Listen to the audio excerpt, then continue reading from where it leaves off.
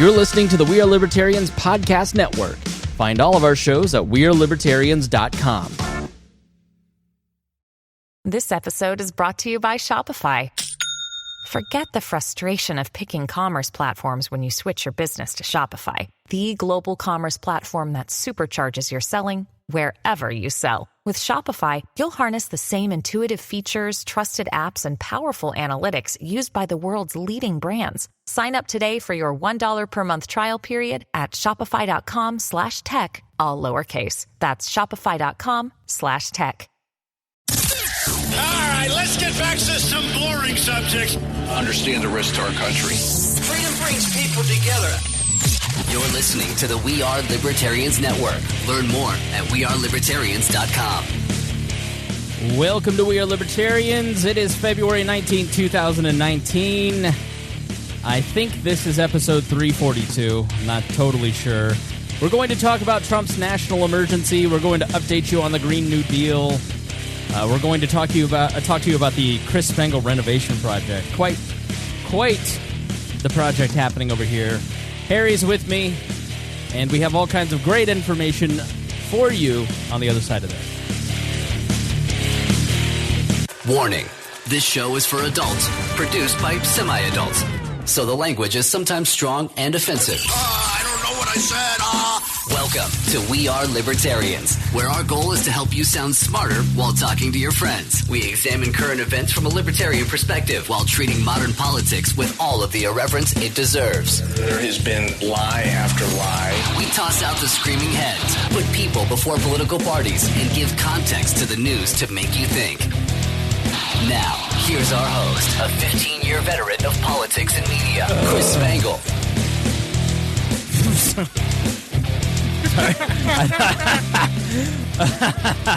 I thought my mic was muted. That level of professionalism that all of you have come to listen to. Oh, shit.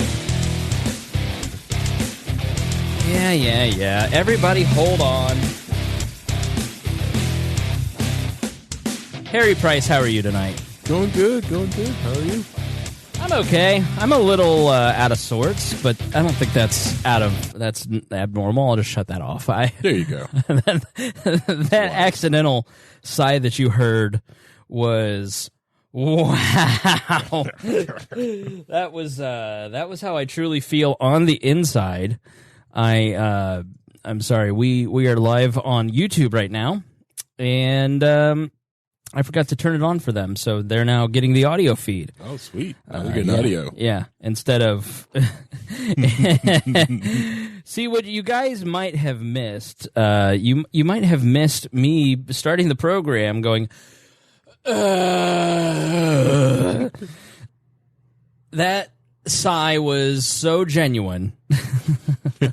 See, we have these little mute buttons, and so I thought I had muted myself, and wow, you are loud. Am I? You are. You're a little too loud now.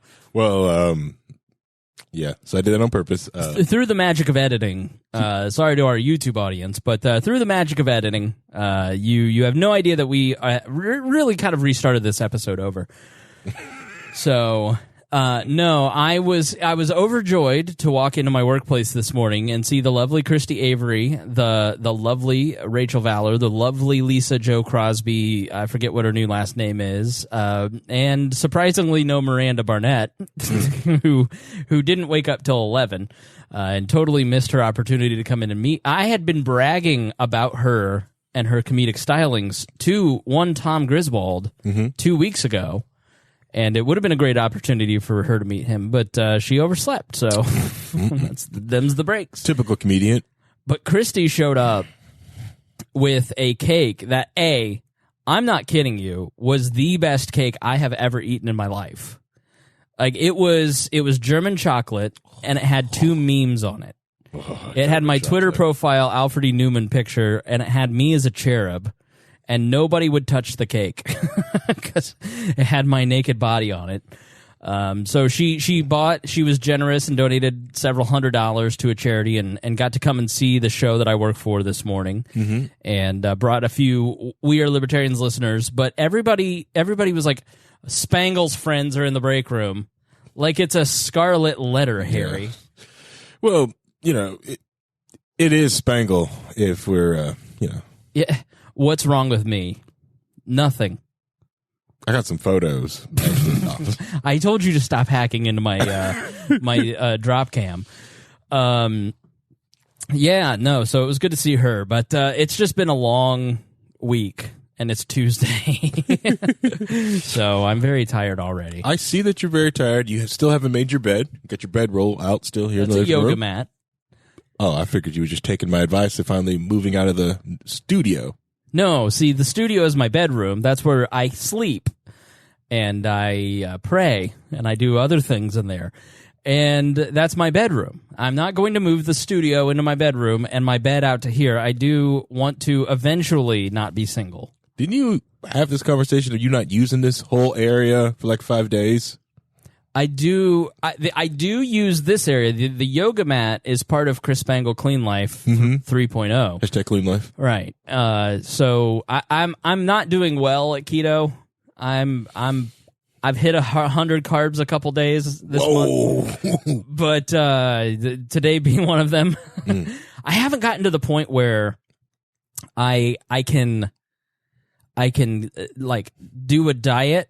Yeah. When I can't cook. Like, I'm not at that point yet. I think if you do any kind of diet and you try to eat healthy, there are just days where you're, like today, I had a little time to cook, but like yesterday, there was no time. There's no time to cook whatsoever. And that's why I like keto, Right. I'm on the 24-hour fasting cycle right now again.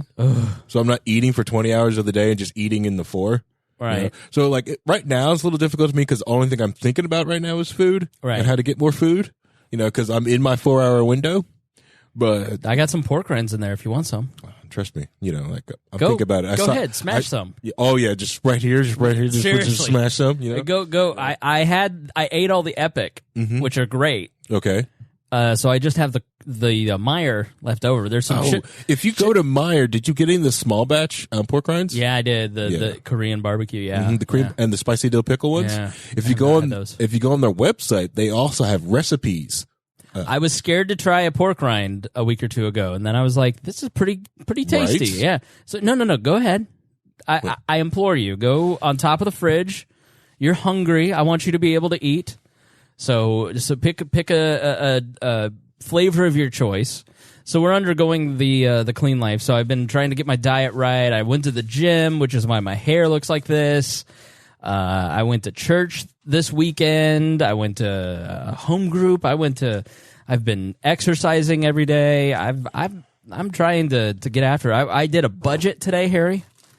Okay, that's more shocking than the clean life. Harry, when you write out everything that you bring in and everything that you put out, and then you cancel all the things that after you've written them out, you go, I don't need this because I don't use it. Right? Does it feel great? And then you look at how much is left over.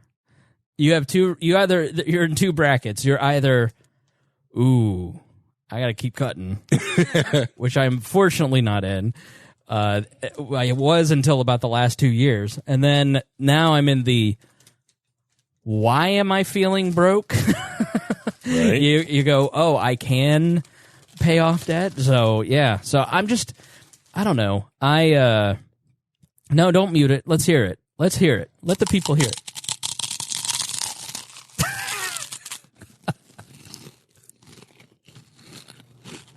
That's bad audio. No, one more. Just really let them have it. That's really bad I don't know why that makes me laugh.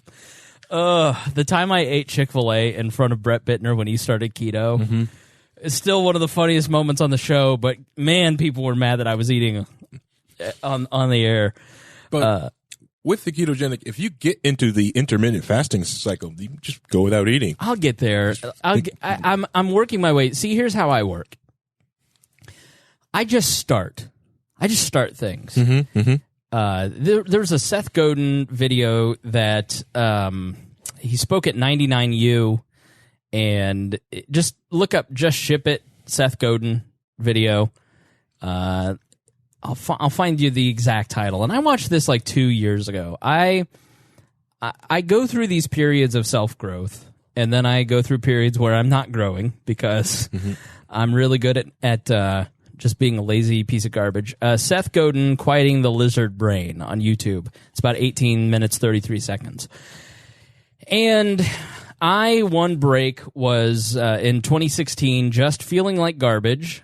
And no, it was 2017, feeling like garbage. And I watched Jiro Loves Sushi. Okay. And it's this great documentary about the world's greatest sushi chef and his obsession with his craft. And that was so inspiring to me. And I was like, I want to be as dedicated to my craft as I possibly can. Mm-hmm. And I was like, I just don't know how, though. And then, like 2 days later, I watched this Seth Godin video about software engineers. You in software, you just ship your product, because if your product is perfect, it's never going to ship. You can go back and fix the bug updates. Like that's why we have app updates, because once you deploy, we just deployed an app at work, and it's like you never know what's going to break when you go out to the thousands of combinations of devices and software and everything. So. Mm-hmm. And so I just have a theory in life now where I just start it. And so if I'm trying to be perfect and be under 20 grams of carbs every day, it feels like prison. But I work my way towards that and finally get to that place. And there are times where sometimes it leads you, that 80-20 rule leads you to go, but I'm in the 20%. And you just have to get a hold of yourself and say, no, I'm not doing this.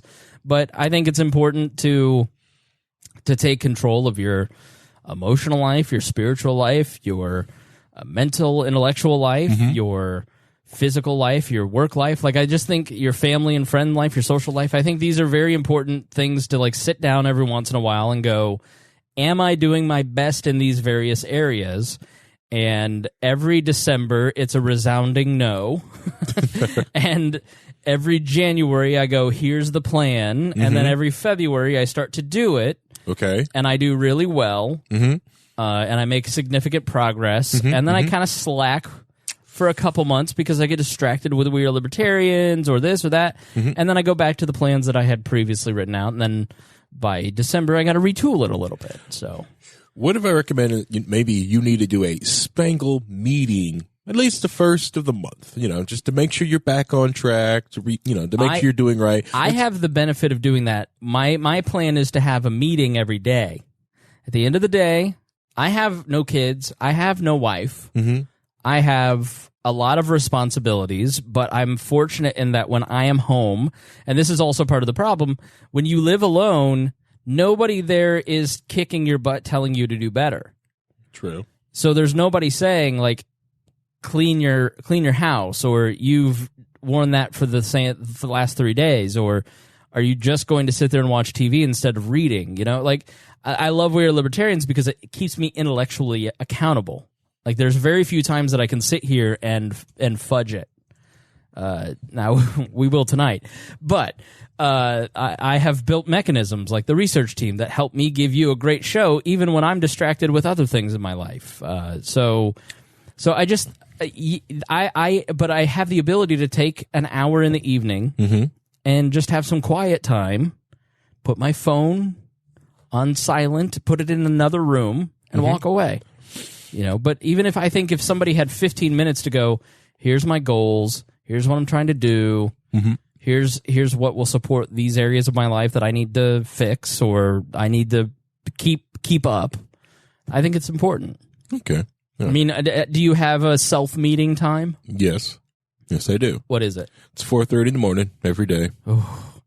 All right, you're an annoying asshole. That's the kind of answer that you're like, well, yes, I have my morning devotional with my coffee at 4:30 in the morning, and then I do 45 minutes of yoga, and then I have my buttered coffee, and then I feel ready for my day. But then I do 8,700 push-ups, and then it's 8 a.m. and I'm ready to go to work, and yeah, pretty much. You got my day right. Then I'm ready to go to work. 8 o'clock, 8:30. I've got a stand-up meeting with the Pennsylvania and Dallas operations team, and then at 9 o'clock I have to stand up with an IT indie team, and then I go to meetings.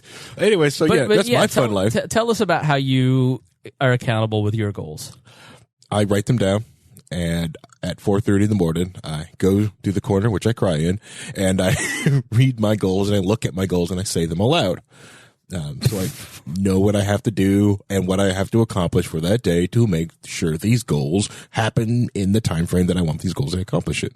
Like, my big one right now that I'm working on is finish paying off the house in the next 2 years. Right. So so hopefully at age 35, I have my house paid off. So zero debts, complete zero debts. Katie, the girl with 3 names on YouTube, lazy piece of garbage. Quote, this show was made for me. Welcome. This is not people trying to be perfect. This is pieces of garbage trying to crawl out of the trash can. That's what We Are Libertarians is about. Yeah, working hospice there. Right, exactly.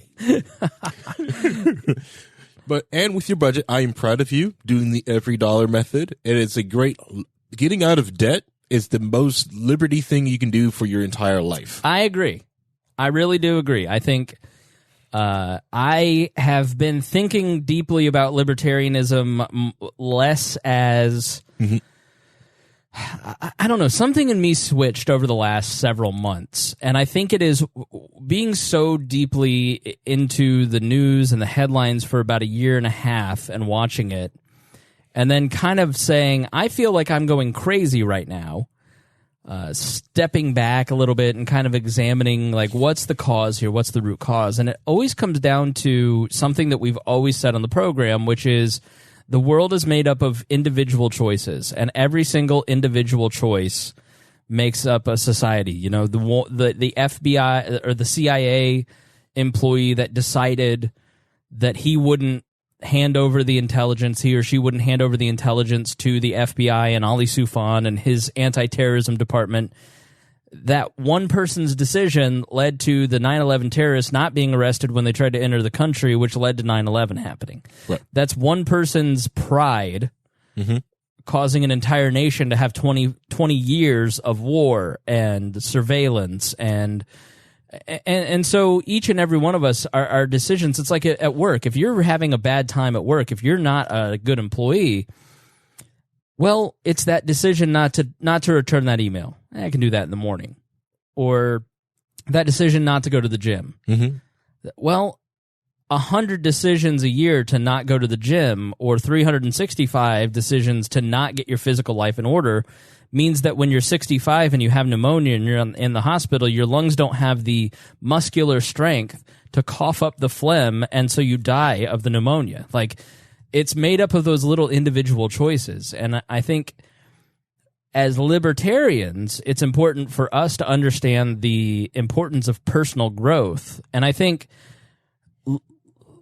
I really think for me the red hat situation with the Indian on the steps, like, that was a moment for me when I went, ooh, okay, I'm going with the crowd too much. I'm too invested in the everyday out. Like, I don't know what happened with this Jussie whatever guy who faked his own beating up. I just have not paid attention to it because I just made the conscious decision to say, this isn't not my circus, not my monkeys, as the Polish say. Like, I just don't care. I know that Kim Kardashian just wore a ridiculous outfit. I just don't care, and have not released through my PR people on Twitter an opinion about it. Like, I think the idea that every one of us has our own little PR department through our Twitter and our Facebook, and we have to have an opinion on everything, those individual opinions add up to a consensus in society that sometimes is harmful for us all. And so I've just tried to focus less on everybody else's business and more on my business. And I think that's like the most libertarian thing that anybody who's listening can do. It starts with you and your family and the 100 people that are involved in your life, and the people that want to be involved in your life and would like you involved in theirs. That's your world. Right. But when you start trying to insert yourself into other people's lives and tell them how to live, that's unlibertarian. Like, I'm not against getting involved in a lot of these discussions because I do think there's a lot of benefit for libertarians to wade into the culture wars and to present and to figure out what a free world would look like, because it's getting rid of government doesn't solve any problems if our only goal is to get rid of the government. Like, how are we gonna structure society on the other side of that? So, and I think that a lot of that is good. Like, I think Me Too has been good in a lot of ways. I don't know about you, but I think I'm more mindful of how I treat the women in my life. Mm-hmm. You know, but at the same time, it gives me an opportunity to say to the women in my life, when you do these things or talk about men in this way, it has this effect on me. And I think it's made them more mindful of how they start talking to us. So I think there's been beneficial things like that that have helped, you know. So, but yeah, I think personal growth is the foundation of building a libertarian society, because you can't force other people to start doing for you. You have to learn to do for yourself. And if you're going to tell everybody else, I need you to live this way, but then you're a mess. Correct. Like, Yeah. you're Clean a hypocrite. Right. Clean your room. The other thing with it, I would also say, is being reference or giving, like leaving an opinion. Not what is a review is is a good libertarian thing to do as well, because being a reference for a company is also good. 89th episode, and you still haven't turned your phone on silent. My God. So it is the I brought to my attention because the ISP that my company uses asked me if I would be a reference for them. I was going to hit back, no. That's too much work. I don't feel like doing it. But I was like, it's kind of unlibertarian, because, you know, they're not using like some government force to make people take this ISP. You know, there's no government regulations like, this is the only ISP. No, if they're in a marketplace, they're trying to compete. You know, I think the best thing I can do is like, yes, I'm getting good service from them. This is the experience I've had with these people. Yes, you can have another company call me and I'll tell you the good experience that I've had with them. Yeah. You know? I mean, for me, I've preached for months, you know, you've got to build communities, face-to-face communities. Yeah. And I've gone to this church since 2005, and I don't know anybody there. Yeah. And so I went to a church group last night, people my age, and I had a great time. And I now have, like half a dozen other people that on a weekly basis I'll get to meet, and we have shared values, and it's like, I was embarrassed and shy about saying this here, but also about going, and about it's uncomfortable, all of it. But at the end of the day, it's like, I say these things. Should I not do it? Tomorrow I'm going to local food and clothing shelter is having an orientation meeting. Do I want to stay at home and not go? Of course I do. But I'm going to go because I think being charitable is important. Like, I think it will give me a lot of experiences to talk about here. It will give me a lot of experience life-wise that I think will benefit me. Correct. While I'm benefiting other people. And so I'm taking these steps of the things that I've talked about here but have not done, and I'm trying to actually put them into practice. So hopefully you'll do the same. I think love to hear from you if you've heard some of the things that we've talked about and you've been inspired to make some changes, then please get in the group and make a comment or send in an email. We have let me see here. Harry, I mean, what do you set goals? Like, what's your goal this year? Let's see. The overarching goal I've got to go for this is to purchase another vehicle, a family vehicle. That's one goal. The other goal is to attain, my ITIL service design certification this year, because I already got ITIL foundations.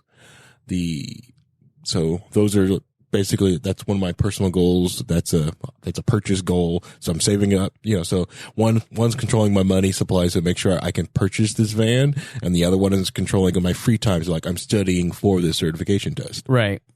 Which it's an open book test, so it should not be that bad. So. All right. Very good. What else? What are some other things that you're doing? Another goal? No, those are my two overarching goals that I'm willing to share on the show. All right. I just want you to fill time so I can find this thing that I want to read. Oh, okay. Well, I apologize. No, it's okay. I was, I didn't. Well, because I'm trying to buy a new I want to buy a minivan. I know I have a station wagon. Wait. I want to buy a minivan. I want to get a minivan. I support this, and let me tell you why. Because you have a baby, a very small baby. Yes. And like my car from 2014, the safety between my car and a new car would be massive. But I feel like, with a kid, the age that you have, like I just think safety-wise, driving around in a 1986 vehicle, it's 93, sir. It's either way is not the best. So I like that. It has I'm glad. airbag.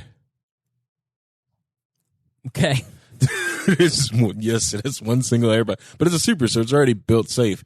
And I'm getting the minivan not for the safety feature. I'm getting it because I want something a little larger.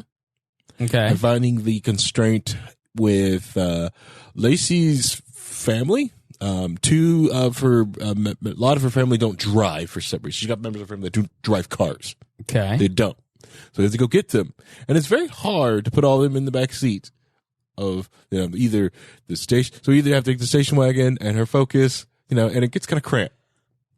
So I'm gonna buy a minivan. All right, you're gonna be that guy now. Yes. So I'm gonna get my minivan, which I haul the family around in. I'm gonna also got to get my New Balance shoes.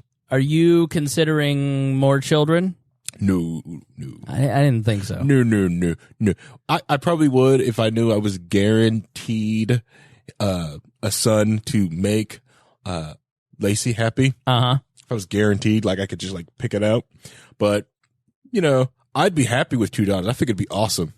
I have two nieces. They're great. I think it'd be awesome. But I know Lacey would probably want me to keep going till she gets a son. And What's wrong with a litter? Have a small litter. No. You can afford it. Probably, but no. So one opportunity for everybody to give. We have a member of the We Are Libertarians family. We've almost raised all the money for this person. You can send me an email at editor@wearelibertarians.com if you want to participate. But we have a member of the We Are Libertarians family who is a listener who is leaving an abusive marriage and is trying to hire a lawyer. It's a cross-state situation, so the lawyer's kind of expensive. And I can tell you in my work with women leaving these situations, the guys usually end up well-funded and the women don't. And so we want to be their backup. So we only have $300 left to raise for this person. In 5 days, the We Are Libertarians group has raised, I would say, probably about half of the $2,700. Knowing there's a $500 donation, no idea if that's from us or not, but there's a wall listener, there's a wall listener, there's a wall listener, there's a wall listener, there's a wall listener, there's me. Looking at this list of people who have donated, people like Jason Doolittle, Brittany Lyons, Catherine Iverson, Kate Ryan, Carly Hogan, Daniel Davis, Amanda Jordan, Ryan Lindsay, Charles Hagerman, Christy Avery. These are libertarians who are helping another libertarian through a tough time.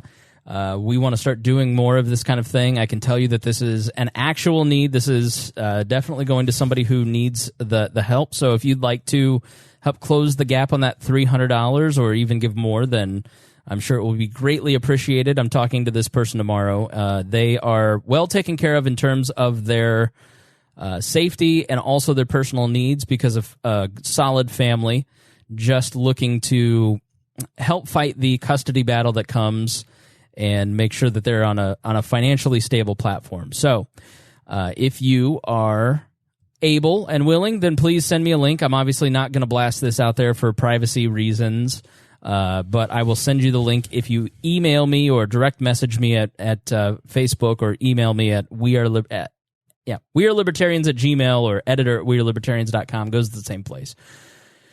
I got a nice note from a new patron. Speaking of which, let's see here. He actually just sent me another note. Jason Harold wrote, and I didn't clear this with him, so maybe I shouldn't read this. New patron member here for both Boss Hog of Liberty and We Are Libertarians. I just want to say thanks for what you do. Also, I completely agree with your introduction on the Patreon about living to keep your family free. That is what my wife's and philosophy, that's our philosophy, and it's working out great. So he has become a patron. If you're a patron and you want to let us know why you're a patron, we'll read it here on the show. Send me an email with that. I'd love to read that on here. Thank you especially to Ed Brehob, intern Ed, $100 a month. Memerdy Libs. I hope I said that right. $100. Libertarian Coalition. Those are two Facebook pages you should follow that support the show. Libertarian Coalition's doing great work, really starting to beef up their platform. So check them out. Memerdy Libs has all your best libertarian memes. Christy Avery, Craig DaCosta, and Jason Doolittle. Thanks to all of them for being $100 a month subscribers, especially the lovely Christy Avery for bringing me the best cake I've ever had in my life. I'm not just saying that because she's a $100 a month patron. It is important for you to become a patron because we have bills to pay. This takes a lot of time for me and for other people. We are a growing media outlet, and it is, I'll tell you what, when you give and you invest in what we're doing, you feel a part of it. You feel more engaged in what we're doing in the various areas of the community. So, even if it's $1 a month, $5 a month, you feel more of a part of this. And so just like Jason, we'd love for you to join at wearelibertarians.com or go to Patreon and look us up. And we thank you so much for supporting our work and independent media here at We Are Libertarians. So, Harry, how are you doing? You look like you have something to say. I don't know if you know this, but German chocolate cake is one of my favorites. Is it? Yeah. I should have brought you some. I wish I had known that, but you're keto, so I didn't want to bring it to my house because there is a slim chance it would have made it to you. I probably would have eaten it and just broke keto for it. Christy is the reason I was over 100 grams of carbs today, but it was, I'm not kidding you. If you'll have to swing by because I have a mic to give you anyways, tomorrow afternoon, maybe, and get some of the leftovers if there is any left. It's great. Who's the mic for? You. I don't need a mic. Yeah, you do. Because I heard you on that last time you Skyped in. Perfectly fine. You don't have a mic. I do have a mic. No, the mic that you have sounds like absolute garbage. I'm not having this fight with you on air. Yeah, right, because I'm right. My mic is amazing. I have an amazing mic. It has the best mic. People tell me all the time how good I sound on my mic. Yeah, but Lacey usually goes to the Heidelberg and gets me a German chocolate cake. How is theirs? I bet that's pretty good. It's really, really good. I usually make myself a bubble bath and sit inside my bubble bath with a bottle of champagne and eat my German chocolate cake alone. Harry, I have never met anybody like you. What do you mean? What do I do? I'm just a guy. You're not a weirdo. You're just a different person than anybody I've ever met.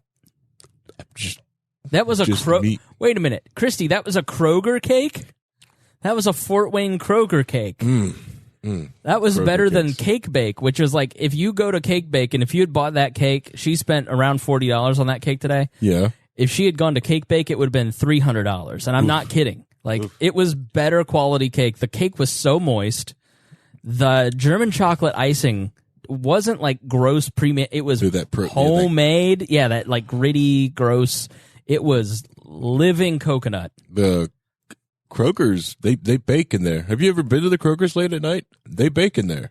I try to stay out of that section because when I walk through the bakery section this month, I am drooling.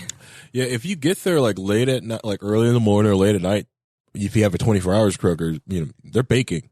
It's an amazing smell. It's amazing to get in there and pull some stuff off there fresh, or get there late at night when they're just tossing like, oh, this is old bread, and you're just like, I'll just take these. This is going to be bread pudding now. Thank you. All right, let's get to, and hey, if you can't join the Patreon, by the way, please just share the show. Yes. Spread it. Word of mouth is like the best thing that you can do. Send it to a friend privately and say, hey, I think you'd get something out of this. This show's great. You were asking me about politics. These guys talk a lot about stuff. They're not crazy. They're relatable. Like, send it on out. And if you do want to join the Patreon, last week you got an extra hour of the show with Hody and Harry and Reinhold and myself. This week you're getting an extra hour of the League of Liberty, where I talk with, this week on the League of Liberty. Okay. It's our friends at the Lava Flow podcast, Roger Paxton. It is Mark Claire, the beautiful Mark Claire from the Lions of Liberty, and it's Johnny Rocket from Blast Off, right, from Launchpad Media. And we decided we never have a plan, but we ended up talking about the four most offensive or the four most controversial things. We started with abortion. Third rail. We basically talked about, like, what's your hang up? Like, every libertarian has that one thing where they're impure. And Roger's was abortion. Roger admitted to impurity on this League of Liberty. It was crazy. Immigration. Johnny has trouble with immigration. I had trouble with vaccines. Not in that I am anti-vax, but in that I have a real problem with the state telling an anti-vax parent, your body belongs to the state. I'm wrestling through that. So that was what we talked about. Mark was anti-abortion. And then I mentioned Bill Weld. And that's when everything went to hell. Bill Weld was the thing on that podcast that everybody freaked out about. So, that's yes. And Roger says his Libertarian Party. He actually claimed the Libertarian Party. It's quite the revealing episode. And he's like, all these Bill Weld people aren't even in the party anymore. I go, you're proving my point, Roger. Thank you. It's a great episode. You'll have to go listen to it. But it's only for patrons. If you're $10 and up, you get to watch the video. $5 and up, you get to listen to the audio. So yeah, go check it out. So it's just Roger alone with the FBI informants? Right. It's time to shake up your podcast feed, folks, by subscribing to Lions of Liberty, the only libertarian variety show out there. Spend Mondays with me, Mark Claire, as I feature in-depth interviews with great names in the libertarian community and fun roundtable discussions. Electric Liberty Land with me, Brian McWilliams, every Wednesday, your weekly dose of comedy, culture, and liberty. And Felony Fridays with me, John Odermatt, where I expose injustice in the broken criminal justice system. Find us on iTunes, Stitcher, and at lionsofliberty.com. We have great show notes, thanks to Sam Schultz. Great researcher. He and Hody really make up the backbone of our research team. A lot of what I say on this show is a lot of my learning, and I go through and I do a lot of digging on topics. Harry has a lot of he does digging on topics. But then we've added in a research team to help us find other facts, and then we meld all that together. We publish our show notes, so you can go and check all the sources that we're looking at. We don't try to just to make it up. This is going to be a little bit more of an informative show because we're talking about two topics that a lot of people are talking about that there may be some misinformation about out there, and helping you understand it. It's more giving you context to what's happening as opposed to telling you what we think about it. And you can go and check all of our sources because Sam Schultz did a fantastic job with these notes, as he always does, on both the national emergency and the Green New Deal. So be sure to check the description for those show notes if you want some more information. So, Harry, jump in here at any time. So, Okie dokie. Obviously, we've been talking about a wall since Donald Trump said he was going to run for president. We all know that. I mean, let's not hide our bias. How do you feel about the wall? I want it to be a big, beautiful wall. No, I don't want a wall. Walls. It's silly. It's goofy. It's goofy. Borders are goofy things. It's goofy. This is a goofy topic.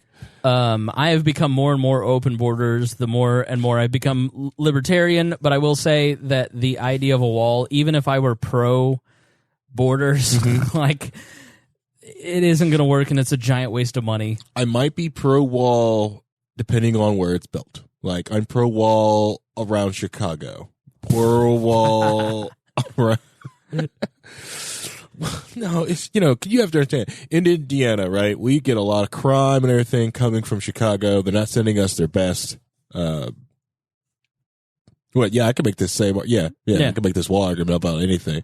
I could do the exact same thing here, like in Greenwood, with Beech Grove in Indianapolis. We just need to put a wall around Beech Grove. Do you remember the government shutdown?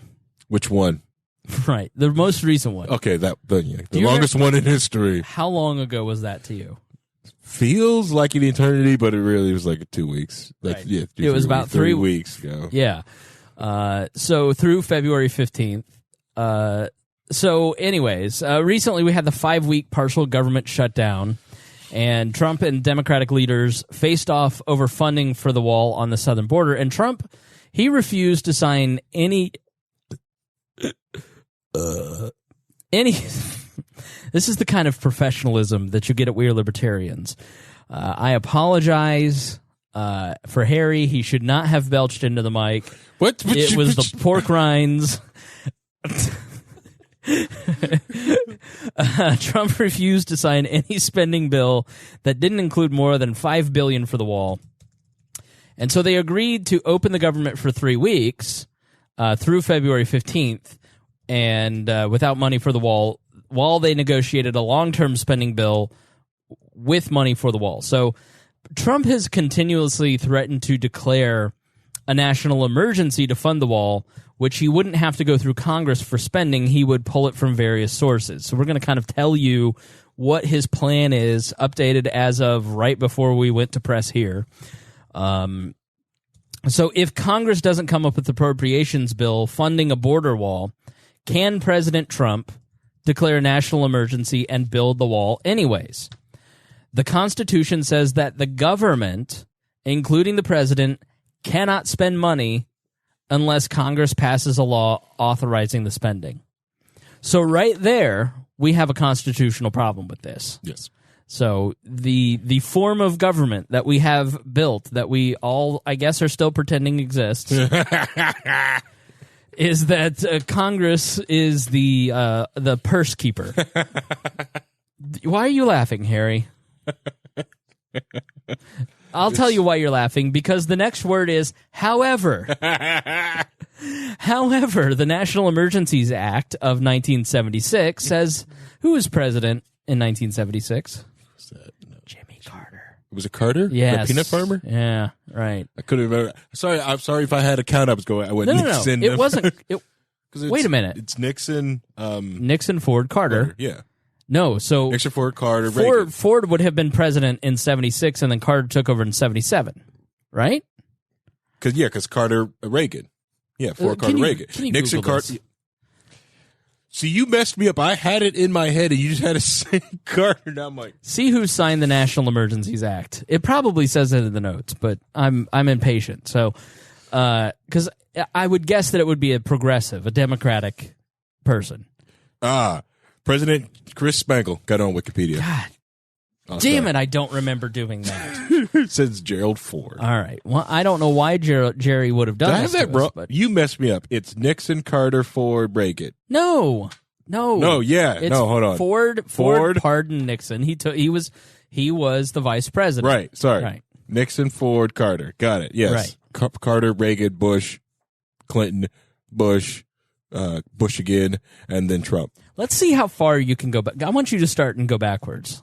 Start with Trump and go backwards. Let's see how far you can get. No, this is. I want you to do. Honestly, this I think the farthest I can probably go back is JFK. No shame. All right. So who was before JFK? I don't remember. This is how anarchist you are. You don't even remember. I don't. Let's see how far I can go back. Okay. So Trump, Obama, Bush, Clinton, Bush, Reagan. It's harder going backwards. Right. Carter, Ford, Nixon, LBJ, JFK, Eisenhower, Truman, FDR. This is where it gets fuzzy because he was president for so long. Hoover. I think before that was... why don't you look up the list of presidents? Fact check me here, since you don't know. So it was Hoover, and then Coolidge, McKinley. White guy. Yes. White guy. Wilson. White guy. What do you have against white people? It's just a lot of them are presidents. Was Harding? No. It wasn't McKinley. It was Coolidge, Harding, Wilson. Mm-hmm. Okay. And then, man, who was before? It wasn't Teddy. It was Taft. Oh man, I thought you were Taft. sick of this one. Yeah, it was Taft, then Teddy Roosevelt. Yep. And then McKinley, because he got killed, yeah, that right? was easy. Let's see. Can I go back past McKinley? This is where it gets real hard. Because this is where you get like... Hard than easy. Right. You get like Cleveland and... like once you get to the Polk era, you're hosed. But, man, okay, so McKinley. And then before that was Cleveland, right? Correct. All right. And then before Cleveland... It was... I'm sure nobody finds this interesting.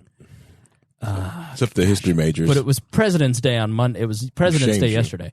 So I know Cleveland, and then it was somebody else, and then Cleveland before that. Because Benjamin Harrison. Okay, all right. The guy whose house I was next to yesterday. Yes. Benjamin Harrison's house was downtown Indianapolis. So I muted myself to That's tell okay. you that. So Benjamin Harrison, Grover Cleveland... I think I'm done after that. I think I can only get back to Cleveland. Who was before that? Chester A. Arthur. Okay. Then James A. Garfield. Okay. Rutherford B. Hayes. Right. And then, everybody else's favorite, Ulysses S. Grant. Right. Then Johnson. Lincoln. Yep. 15 would have been... Massive forehead Buchanan. Yeah, Buchanan. Yeah, you're right. Yep. Was Polk before him? Was it Polk or Tyler? Franklin Pierce. Franklin Pierce, that old son of a bitch. Yep. All right, who's before Pierce? Millard Fillmore. All right. Zachary Taylor. Okay. James K. Polk, finally, at number 11. One of the worst presidents ever. He's an interventionist bastard. And who's before Polk? You said he's the worst? Man, I don't know. I wonder what we said we get back here for further. John Tyler. Right. William Henry Harrison. Right. Okay. Martin Van Buren. Okay. Great hair. And then most people's personal favorite, AJ's Nature Fun Run, Andrew Jackson. Yeah, the old hickory. Yep. John Quincy Adams. All right, I can do it from here. Oh, okay. Oh, you do it from here? Yeah, JQA. Then before him was Monroe. Correct. Madison. Jefferson. Adams, and Washington. You forgot one. Did I? Yeah. Okay, so Washington, Adams, Jefferson. Vermin Supreme. Okay, it's right there. You son of a bitch. I should expend all my credit here to add Vermin Supreme. Is this page locked down on Wikipedia? All right, so there's your presidency. It is locked. Damn it. You get to like Chester A. Arthur, you lose it. You lose it around Zach Taylor. But I thought I did pretty well. I can go back to JFK. Yeah, I can't believe you don't know Eisenhower. I mean, how do you not know Eisenhower, Truman, FDR? Like, I can forgive you for kind of getting lost in, Harding, McKinley, Coolidge, the 20s. But FDR, man, Truman, World War II, Eisenhower. All status. It just kind of gets it's just state block. It's like, this is just so many status. Man, this was such a this is the biggest diversion I think we've ever taken on the show for no reason at all. It's your fault. It's totally your fault. I'm sorry. I apologize to everyone. Happy President's Day, everyone. Right. We've dropped 2 viewers, so that's how I know it was bad. Okay. AJ's Nature Fun Run. I get what you meant by that. That is fucking terrible. You are an asshole. I did not create that. Andrew Jackson's Nature Fun Run. I did not create that. As a person of color, I would think that you, most of all, on the program would be sensitive to the plight of Native Americans. And I am, okay? And I am, all right? And that's why I feel what Trump is doing is very scary because, we could see that, we could see Trump's fun run. Right. And I don't want to see that. All right. So, however, the National Emergencies Act, we are one page into our notes. We're It's only 8:30. Yep. A presidential declaration, which means it wasn't even a law, of an emergency triggers a bunch of provisions that allows a president to tap funds from a number of emergency funds. Under this act, the president has complete discretion to issue emergency declarations, but he must specify in the declaration which powers he intends to use, issue public updates if he decides to invoke additional powers, and report to Congress on the government's emergency-related expenditures every 6 months. The state of emergency expires after a year unless the president renews it, and the Senate and the House must meet every 6 months while the emergency is in effect to, quote, to consider a vote on termination. It should be noted that the National Emergencies Act offers no definition for what constitutes an emergency. So it seems so weird that Jerry Ford, after the wild abuse of power that was Nixon, the year that Nixon resigned over the abuse of power, would institute this, and it wasn't even a law. He just said, I have the power to spend money how I want. Honestly, it makes sense because it's, hey, I want to do that too, but I'm going to do it and make it legal. Right. So how do I make it legal? You know, right. Just write it down. Now it's legal. Sweet. So, side note, this act is useless and means absolutely nothing. 30 states of emergency are currently in effect, several times more than when the act was passed. Imagine that. The state grew in power. Most have been renewed for years on end, and during the 40 years the law has been in place, Congress has not met once to vote on whether to end them. Somehow I think that's going to change. That's one of the beneficial things of Trump, is that some of these things start to change, and Congress starts to get its act together. One provision allows a president to spend already appropriated money for military construction projects, quote unquote. There's a pot of about $10 billion available under this provision. However, the statute seems to connect this to building barracks, landing strips, and other things relating to deploying troops to new locations in an emergency.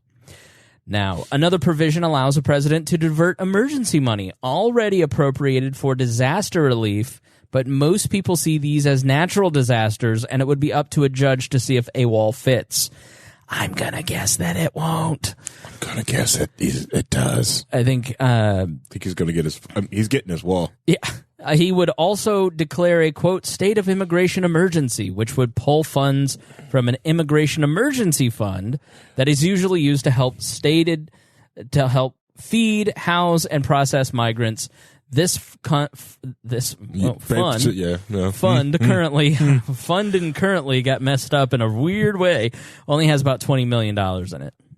Yeah, but you see what's going on, right? What?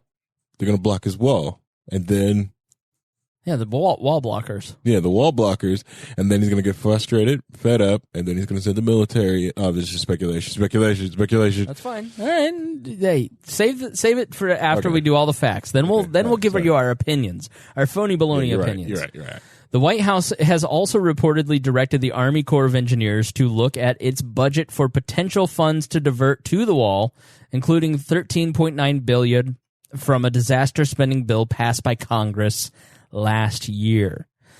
So Congress can vote to overturn a declaration of national emergency using a fast-track procedure to pass a joint resolution. An initial congressional override simply requires a majority vote, and the president then can veto it, in which case Congress would need 2/3 vote in both chambers to override it.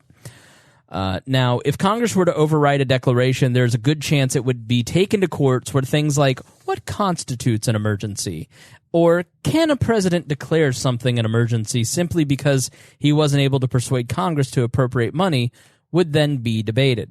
Now, let's hear from an expert, Elizabeth Goetan, co-director for Liberty and National Security program, a program at the Brennan Center for Justice, a progressive law school and public policy institute, and New York University Law School. Now, they are progressive, but not all bad. They are really helping with the fight on ending gerrymandering and bringing about a fair vote. She wrote in depth on the presidential emergency powers in the Atlantic. In it, she writes, a parallel legal regime allows the president to sidestep many of the constraints that normally apply. The moment the president declares a, quote, national emergency, a decision that is entirely within his discretion, more than 100 special provisions become available to him. While many of these tee up reasonable responses to genuine emergencies, some appear dangerously suited to a leader bent on amassing or retaining power. For instance, the president can, with the flick of his pen, activate laws allowing him to shut down many kinds of electronic communications inside the U.S., or freeze Americans' bank accounts. Right. There was an unfortunate spelling error on shutdown. You'll have to go check out our show notes to see what I mean. Other powers available even without a declaration of emergency, including laws that allow the president to deploy troops inside the country to subdue domestic unrest.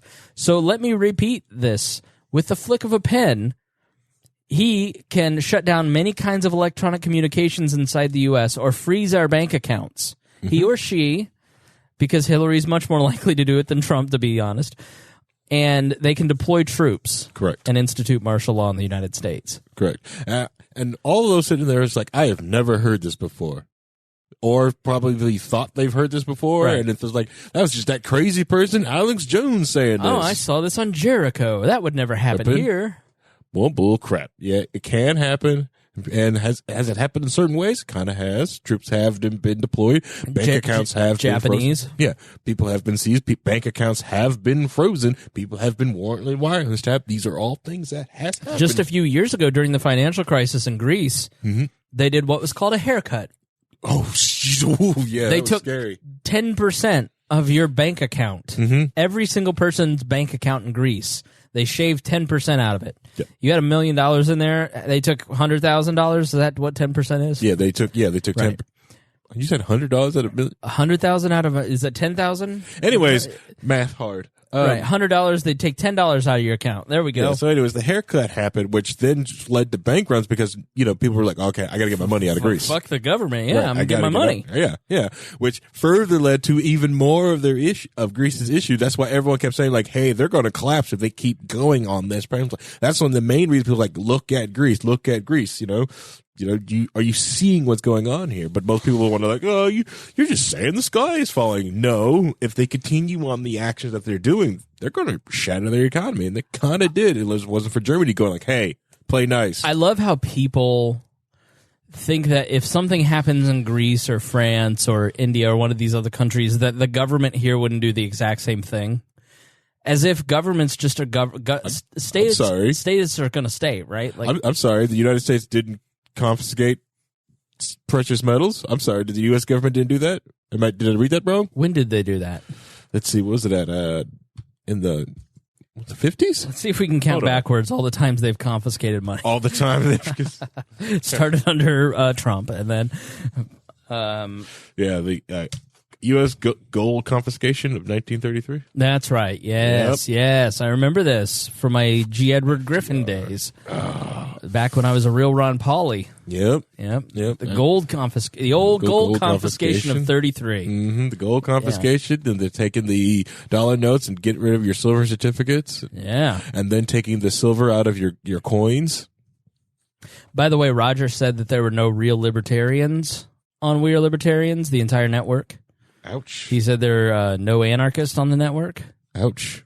I forgot to say he wouldn't let me talk on this League of Liberty podcast. He was just too busy ranting.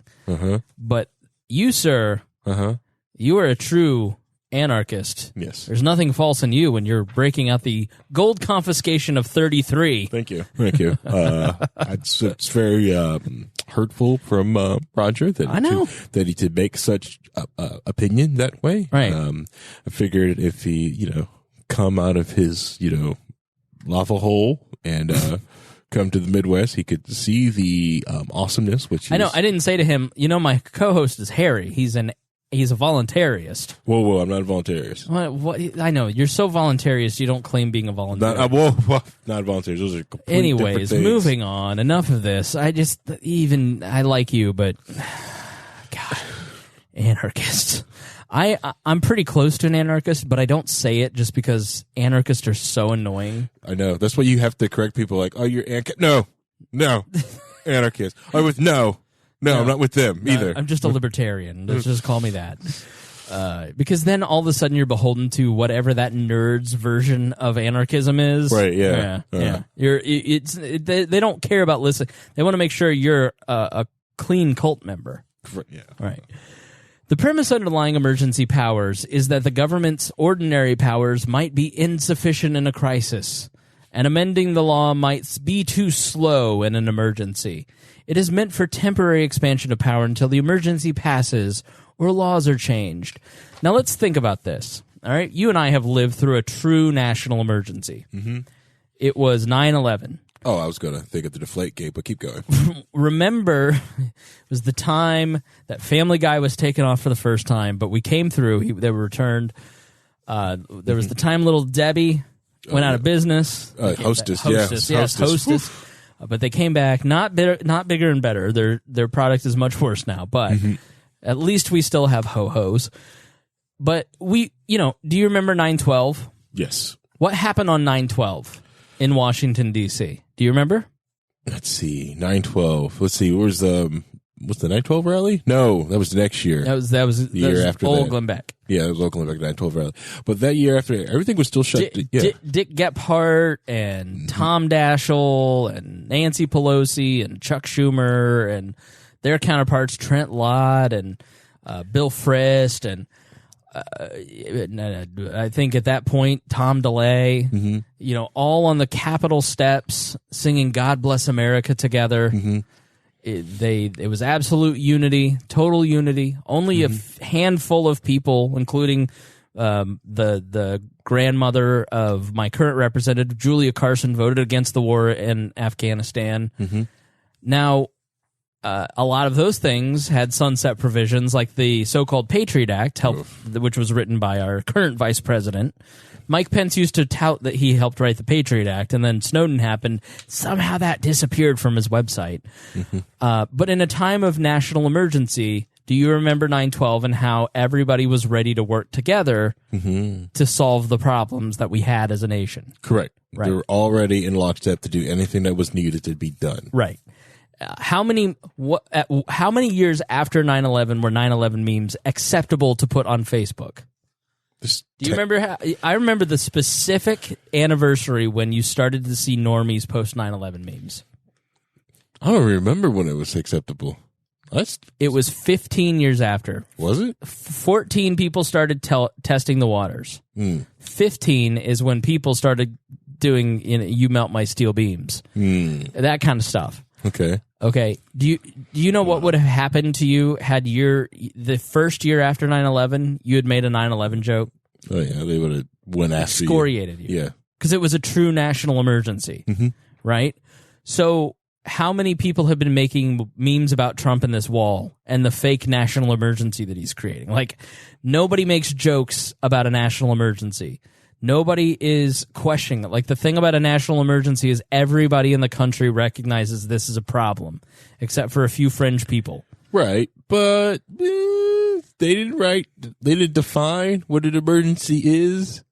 Sex slavery and child selling is a much bigger emergency in this country than whatever this bullshit is, Harry. So south side of Chicago again. Thank you. Oh, thank you. Let's get this wall built. Try Greenwood, okay? Hey, I want to get all Greenwood, Beach Grove. Try Indianapolis. Try Plainfield. The opioid crisis.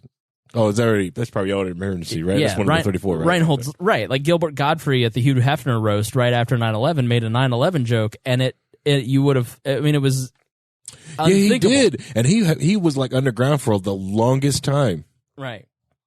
So, listen to this fake news that the premise underlying the emergency powers is that the government's ordinary powers might be insufficient in a crisis.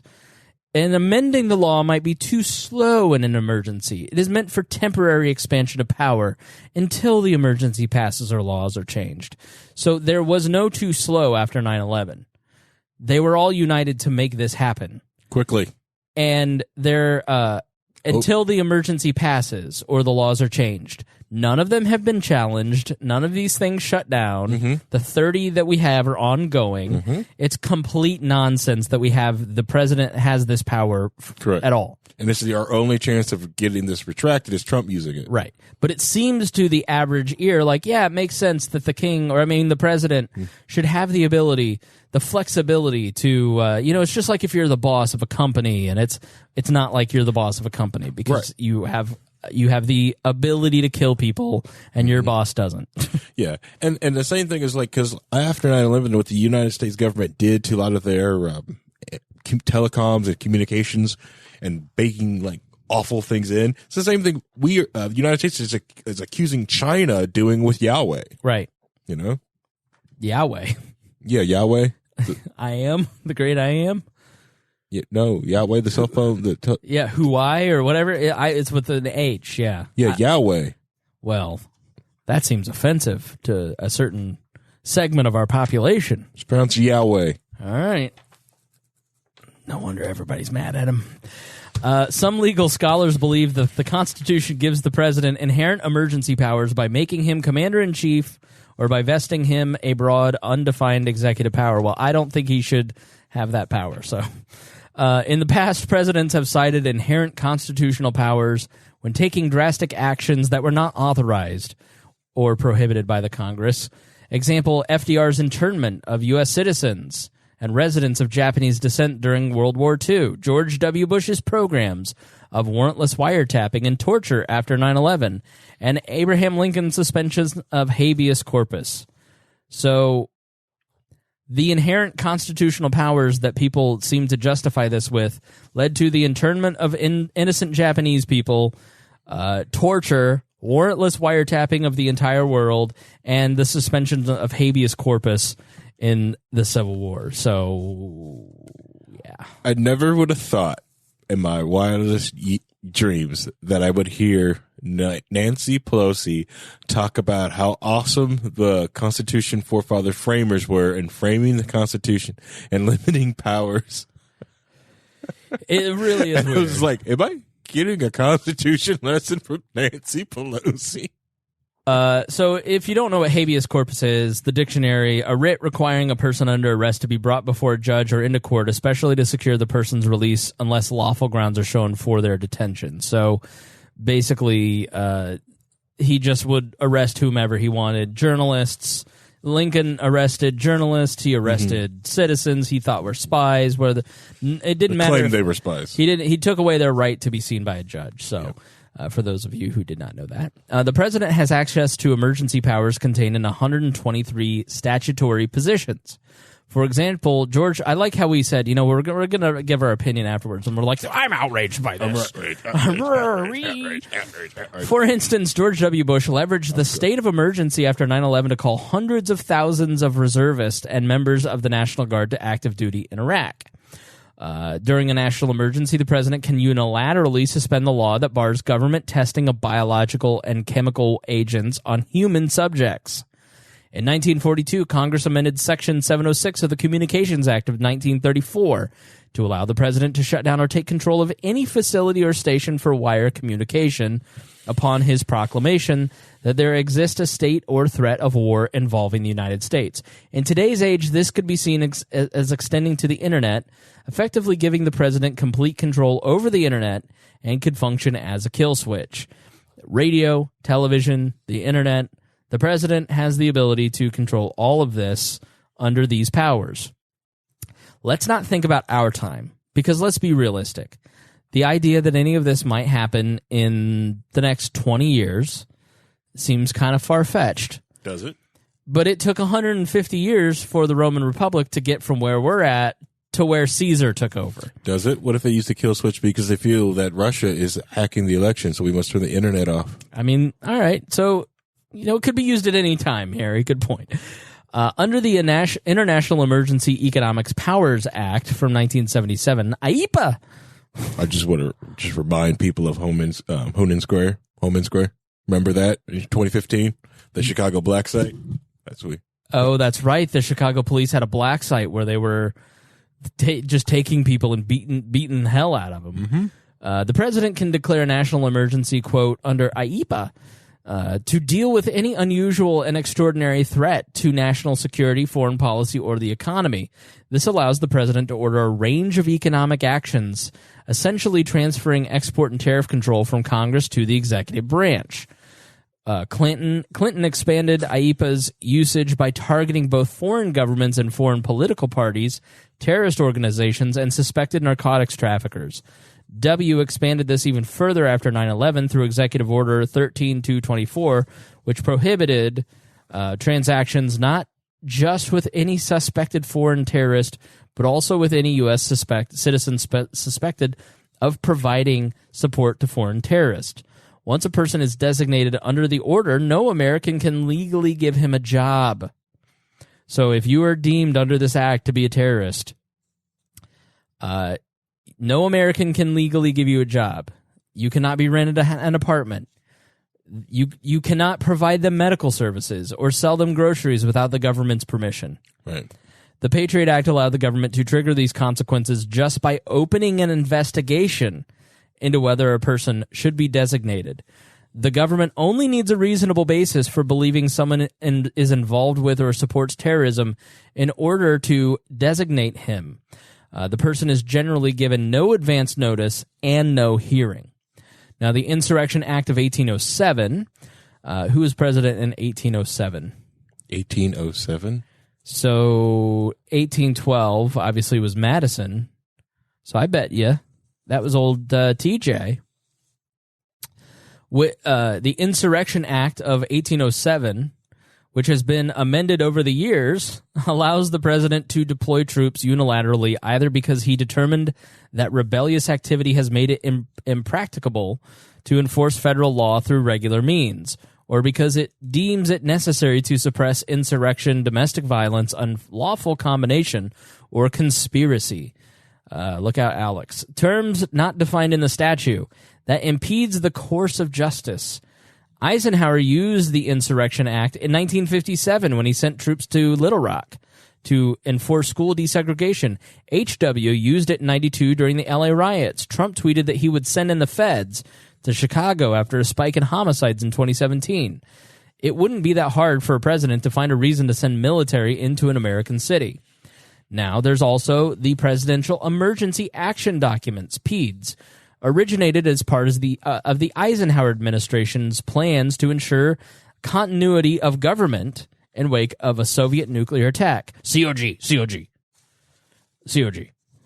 That's the continuity of government is something that Alex Jones has talked a lot about, because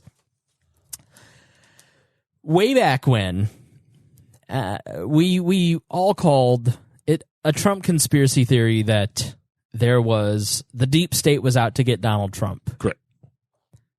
Well, lo and behold, Andrew McCabe confirmed what I was called a conspiracy nut left and right when I said I think that Bruce Orr, McCabe, Strzok, Page, they were clearly trying, and even Rosenstein, who now has been forced to step down, who was in charge of the Mueller investigation at Justice, that there was, I said, I think that these people really were trying to find a way to get rid of Trump. You're a conspiracy theorist. How do you... Now Andrew McCabe has confirmed it. They were looking for ways to invoke the 25th Amendment. They were actively looking to end the Donald Trump presidency. The very agency that is operated and ran and oversaw by the President of the United States was trying to overthrow him. It was literally a deep state conspiracy to get rid of Donald Trump. Like, I just look at this and I go, okay. Yeah, and they're paraded around on these shows. They're going to get book deals instead of going to jail. Right. And so for conspiracy. Alex Jones has peddled the idea that this continuance of government that we just read about, the Presidential Emergency Action Documents, that Eisenhower plans to ensure the continuity of government. That has been... Now, I don't think this is true, but this is the Jones conspiracy. You'll hear conspiracy theorists and Jones talk a lot about... I'm sorry, conspiracy theorist is a pejorative, and I should not use that term. We're trying to be more respectful of those that we disagree with, and it's very disrespectful to call conspiracy theorists. So, the questioners, basically, COG. These are orders to Congress that are prepared in advance of anticipated emergencies. PEDs are closely guarded within the government. None have ever been publicly released or leaked. So these are, in the case of an emergency, how would the government function if X happens? However, according to FBI memos, certain sources and court records, PEDs drafted from the 50s through the 70s would authorize martial law and the suspension of habeas corpus by the executive branch, revoke Americans' passports, and detain, quote, subversives identified in an FBI, quote, security index that contained more than 10,000 names. Do you think you and I would be detained, Harry? Do you think that we probably would go away? Oh, no, I'd be fine. Spangle, on the other hand. It's so hard being effective. They're all out to get you. In 1987, the Miami Herald reported Oliver North had worked with FEMA to create a secret contingency plan authorized, quote, suspension of the Constitution, turning control of the United States over to FEMA, appointment of military commanders to run state and local governments, and declaration of martial law during a national crisis. So basically what you see in Jericho, that great TV show that you should watch, it's on Netflix. I have over there that I got at CPAC in 2003, my little self, my little neocon self. Yeah. You see the Iwo Jima picture? Yes. You know who autographed that for me? Who? Oliver North. Oh, wow. I have an Oliver North autograph hanging on the wall, just as a reminder of what a piece of garbage I used to be. Since 2012, the Department of Justice has been requesting and receiving funds from Congress to update several PEDs, first developed in 1989 and in 2008. Government sources told a reporter for Radar magazine that a version of the security index still existed under the code name Main Corps, allowing for the apprehension and detention of Americans tagged as security threats. So all of J. Edgar Hoover's files of those who were threats to the United States government still exist. And yours truly has a file, I guarantee it. Yeah, because they'll probably go after the kids of everybody who's on the file. I'd like to see if Jason Stapleton or Mance Raider or Friends Against Government. Let's see if any of you have a file. I measure my file up against your file any day of the week. Oh, yeah. My file way bigger than Johnny Adams' file. Roger Paxton has a tiny file at the FBI. Small file. Very small file. Very small file. I'll stack my file up against anybody. Yeah. So late Monday night, negotiators charged with hammering out a deal to avert another partial government shutdown announced they had reached an agreement in principle. Now, this was a week from yesterday. So these notes we actually had prepared last week, and he updated for me, both sets of these. But we wanted to do something else last week. Late Monday night, they agreed in principle. Details of the agreement haven't been released, although they may be in these follow-up notes here. It is unclear if Trump will accept this new deal.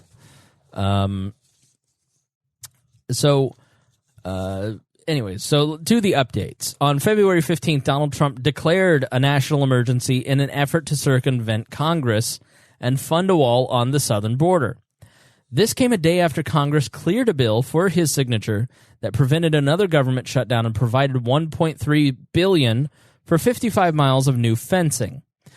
We're talking, he says, we're talking about an invasion of our country with drugs, with human traffickers, with all types of criminals and gangs, he said from the White House Rose Garden. When he took questions later, he remarked, I could do the wall over a longer period of time. I just didn't need to do this, but I'd rather do it much faster. I just want to get it done faster, that's all. And then the president got on a plane and went on vacation. So the national emergency that he declared in the press conference, he said, I could do the wall over a longer period of time. Okay, emergencies, these powers are used for something you do quickly. I didn't need to do this, but I'd rather do it much faster. Okay, if you don't need to do it, then it's not an emergency. I'd rather do it much faster. That's an abuse of power. I just want to get it done faster, that's all. And then you went on vacation. Well,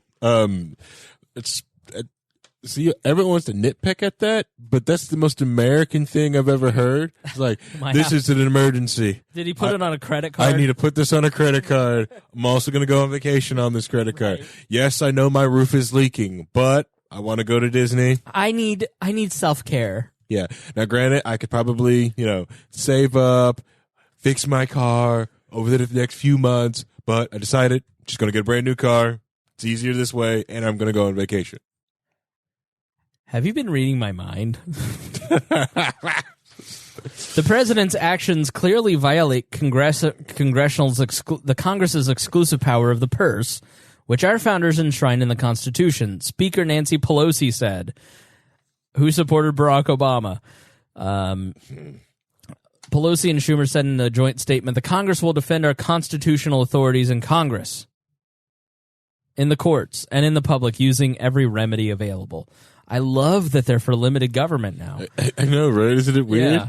Senior administration officials said that with the declaration, Trump will have access to a total of $8 billion for the wall. That figure includes the $1.3 billion offered by Congress, $600 million from the Treasury Department's drug forfeiture fund, $2.5 billion from the Defense Department's drug interdiction program, and $3.5 billion from the military construction budget. So, they're giving him $1.3 billion of your money. Mm-hmm. They've already got from a drug forfeiture fund. Harry, what is a drug forfeiture fund? Where do they have $600 million just laying around in the Treasury Department? That's the Chapo's money. No, none of it's Chapo's money. Chapo still has his money. That money is money they have stolen from people who have plants or are suspected of having plants, or people who just have large quantities of money traveling around the United States. But you're talking about criminals who were prosecuted and put in jail and convicted of crimes, right? No, 90% of this money is from people who've never seen a day in court, because it's usually the state versus gigantic wad of cash. Right. So what they do is they go and they raid you, they steal all your money and your possessions, and then you're never charged with anything, and they keep it. Yes. It's called civil asset forfeiture. Yep. Look it up. Yep. It will piss you off if you don't know what civil asset forfeiture is. State of Missouri versus $1,000 in cash. Right. How do you plead? That's not a plea. Take the $1,000 in cash. Right. Woo-hoo. No. If you think I'm joking, those are cases. They'll do, like the state of Missouri, the state of Texas versus Cadillac Escalade. How do you plead? All right, let's collect that Escalade. Right. Seize it. Then there's the $2.5 billion from a Defense Department drug interdiction program. So the military drug interdiction program. Mm-hmm. They've got that laying around. $3.5 billion from a military construction budget. The House Judiciary Committee announced Friday that it would investigate the president's emergency claim, while the House Democrats plan to introduce legislation to block it. That measure could pass both houses of Congress, forcing Trump to issue the first veto of his presidency. Keith Whittington, a politics professor at Princeton, said Trump has a more credible claim than he should to the necessary legal authority to bypass Congress and fund some wall construction, because both Congress and the courts have been very generous to past presidents. This is where, when you stop judging based on the Constitution and start ruling on past judgments, that's when you get into trouble. Right, and that's why it kind of shows, just like copyright claims, you just got to keep pushing it, and just like this is because when they go to court, they're like, well, you kind of let someone spend more than this, and you didn't check them for a non-emergency. Well, that's different. Right.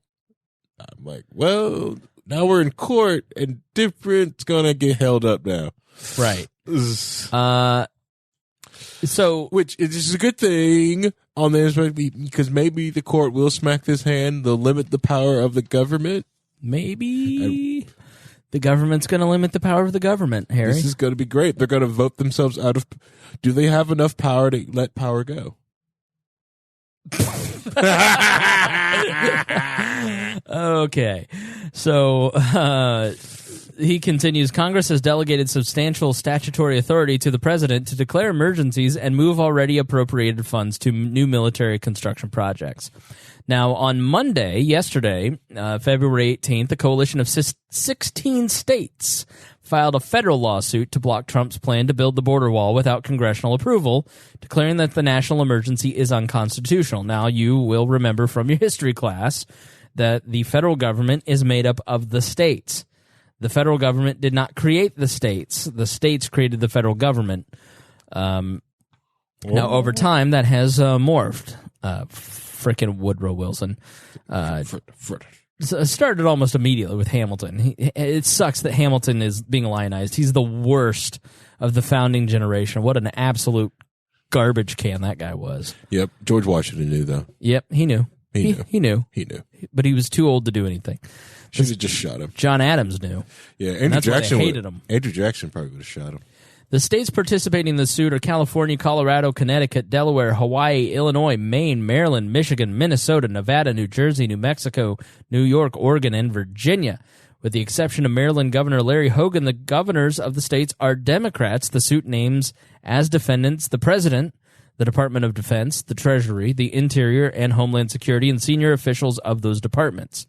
The lawsuit seeks a preliminary injunction that would prevent the president from acting on his emergency declaration while the case plays out in the courts.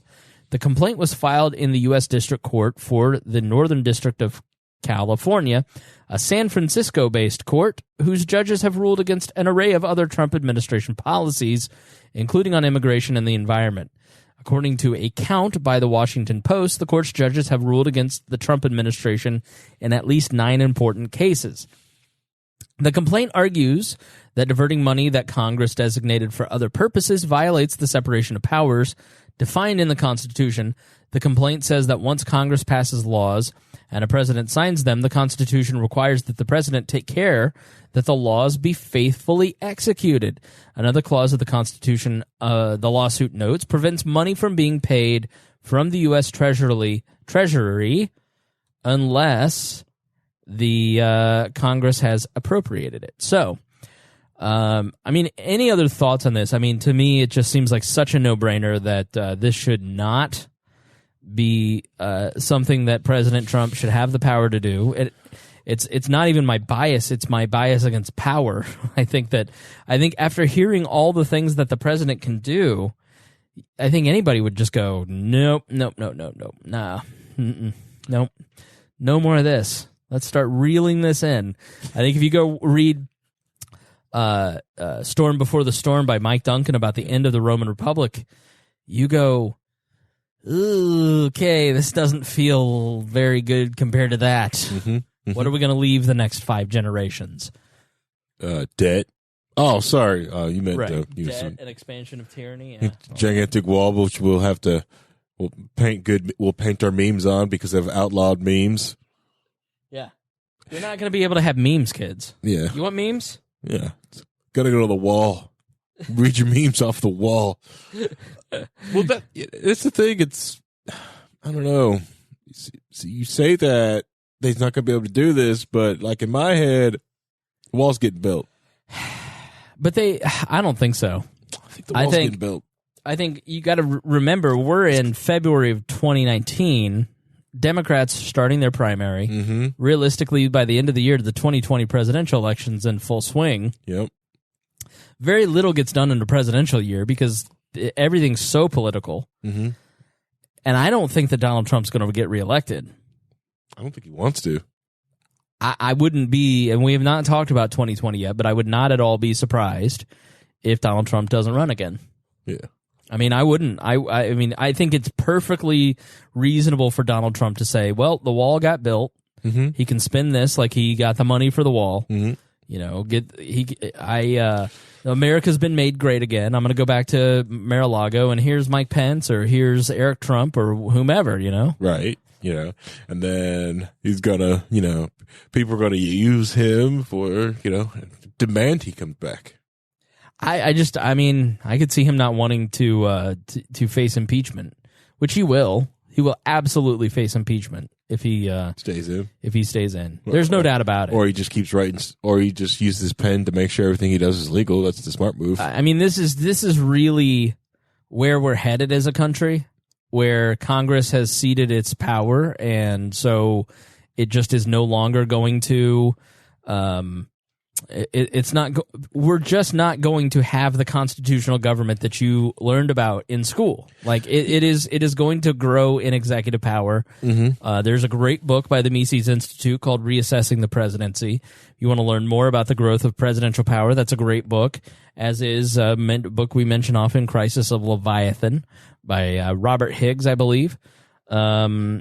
It's Denson. It looks like Denson, who wrote the Reassessing the Presidency. It's got a very germane title, but it's Mises Institute. They're hardcore on some of these guys, and it talks about the growth of executive power. It's a big book, but it's a very good book. I highly recommend. So yeah, I don't think the wall's getting built. I think if let's say Beto gets elected. Mm-hmm. They're going to stop. I mean, that's the problem with using executive authority. Obama really pushes this stuff, and then Trump comes in and undoes it. And then the next guy's going to undo that. And we're just going to waste a ton of money as a country. Mm-hmm. Like, we're really good at that, aren't we? Right. And they're very good at wasting money, but like, I'm just, it's just, to me, this is very rocky and scary to me. Yep. Because I feel like the more and more they try to corner him, the scarier it becomes for everybody else. Right. That's what I get scared about. Let me look up, because I want to actually read off the list of some of the other national emergencies. 31 national emergencies. Oh, the other like listed national emergencies, and what have they done with the money or programs that they have done? Let's just give you. Or you're talking about the ones that are current active now? Yeah, the current. Let's see here. Here's the list of 31 that have been in effect for years. So 79, national emergency with respect to Iran for the hostage crisis. National emergency with the proliferation of weapons of mass destruction in 94 with Clinton. That's still going? Still going, yeah. National emergency with respect to prohibiting transactions with terrorists after the Jerusalem bombing in 95 by Clinton. 95, national emergency with respect to prohibiting certain transactions to the Iranian petroleum resources. Blocking in 95, blocking assets and prohibiting transactions with narcotics traffickers in Colombia. National emergency with respect to regulations of the anchorage and movement of vessels with respect to Cuba. 97, blocking Sudanese government property. W in 2001. Blocking property of persons who threaten international stabilization efforts with Western Balkans. National emergency with respect to export control regulations renewed. Presidential power to control exports in a national emergency since the Export Administration Act of 79 lapsed. That was before 9/11 when Bush implemented the ability to control regulations and exports. September 14th, national emergency with respect to certain terrorist attacks was in response to the terrorist attacks of 9/11. September 23rd, national emergency with respect to persons who threaten to commit, or support terrorism. March 2003, emergency of blocking property of persons undermining democratic processes in Zimbabwe. Emergency protecting the development fund for Iraq. Emergency in 2004 for prohibiting the export of certain goods to Syria. Blocking property of certain persons, undermining democratic processes in Belarus. So a lot of these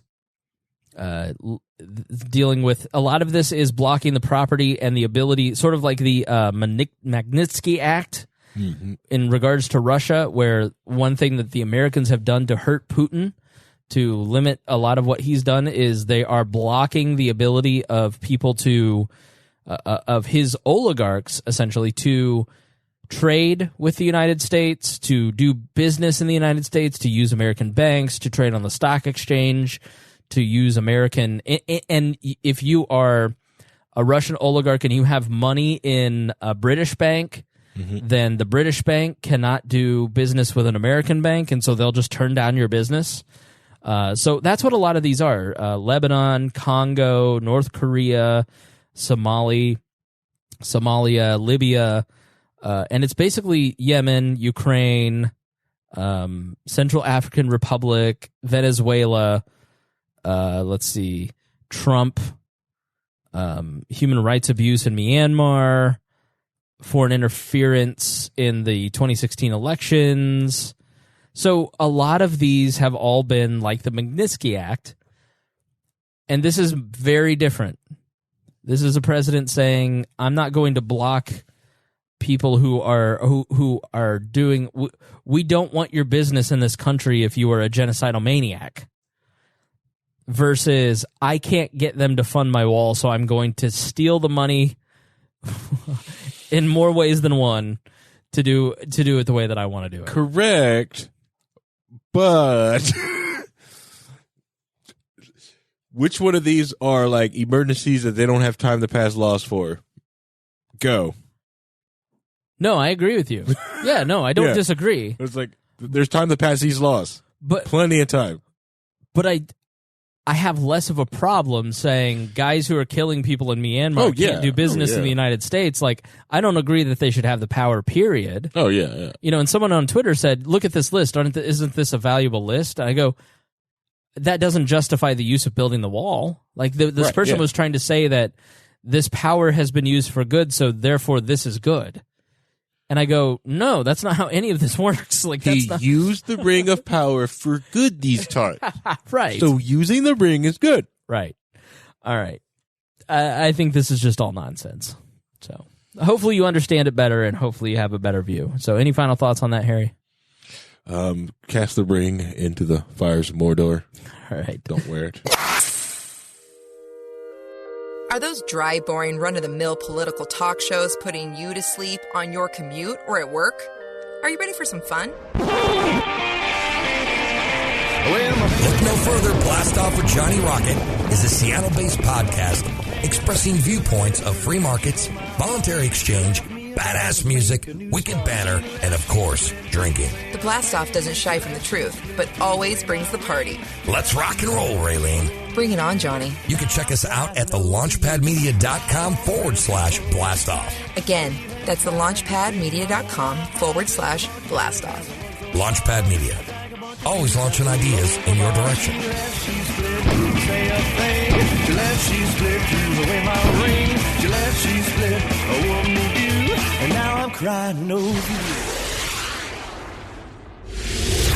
Let's move on to the new Green Deal. We did a long deep dive into this, so we're not going to go over every aspect of the climate change debate around this Trojan horse that is the Green New Deal.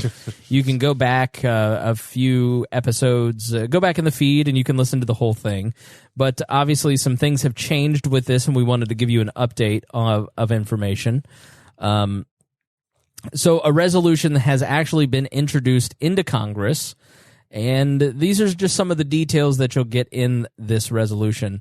The resolution states that the special report on global warming by the Intergovernmental Panel on Climate Change and the November 2018 Fourth National Climate Assessment Report found that, quote, 1, human activity is the dominant cause of observed climate change over the past century. 2, climate change is causing sea levels to rise, and an increase in wildfires, severe storms, threatens human life, healthy communities, and critical infrastructure. Go back and listen to our wildfires episode, and you'll hear why that's absolutely not true. Number 3, global warming at or above 2 degrees Celsius beyond pre-industrialized levels will cause, quote, more than 500, I think this is billion or trillion in lost annual economic output. Sam, I'm dumb. So instead of, he put 1, 2, 3, 4. That's 500 billion, right? And then if there's 1, 2, 3, 4, 5 sets of zeros, that's trillion. Right? I went into radio. I didn't go into math. Did you go to that math school? I didn't go to. I saw an accountant last night. I was just like, God bless you for existing.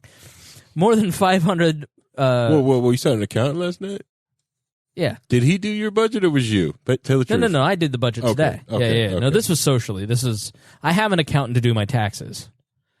Yeah, no, I did my own budget. It's not that hard. Just want to make sure it was truthful. Yeah. Okay. Well, I don't lie. 100% truthful. More than $500 billion in lost annual economic output in the U.S. by the year 2100. A risk of damage to $1 trillion of public infrastructure and coastal real estate in the United States. 4. Global temperatures must be kept below 1.5 degrees Celsius above pre-industrialized levels to avoid the most severe impacts of a changing climate, which will require global reductions in greenhouse gas emissions from human sources of 40 to 60% from 2010 levels by 2030, net zero emissions by 2050. So this was a UN-driven report. Now, and so they've written the new Green Deal based on that report. Now, the report states, because the United States has historically been responsible for a disproportionate amount of greenhouse gas emissions. Really? Yeah, Really? Not China, not China. not Russia, right? Okay. Having emitted 20% of global greenhouse gas emissions through 2014 and has a high technological capacity. Man, they don't want to see you succeed. No one else. It's not freaking Europe and their freaking diesel motors. No, it's us. I'm sorry for being the richest country on earth. Yeah. Being the best at capitalism, you freaking jealous bitches. I know. Go back to burning wood, Right. but you can't because you wanted us. I immediately go from, the president shouldn't have these powers to, how dare you come into America and tell me how I want to run my country? My president is Donald Trump, you European bitch. First off, historically, it's been Europe and China because they burn dirt, literally dirt and wood for how many years? Come on. We know who's the real polluter. Yeah, we know you're burning your bogs. Yeah, come on. You dummies. The United States must take a leading role in reducing emissions through economic transformation.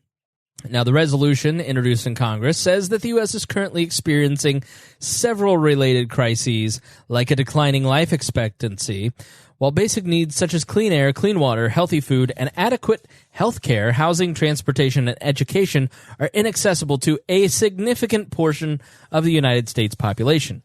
Now, the resolution introduced in Congress was saying that the United States is responsible for this. So let's break this down. The U.S. is currently experiencing several related crises, like a declining life expectancy. Now, we have talked about this on the show, Harry. Is climate change responsible for declining life expectancy? No. What has been? Abundance. Pretty much. A lack of purpose. Yeah, lack of purpose. Right. Granted, abundance of everything else besides purpose. We have, freedom to go out and do extreme sports. Go ahead.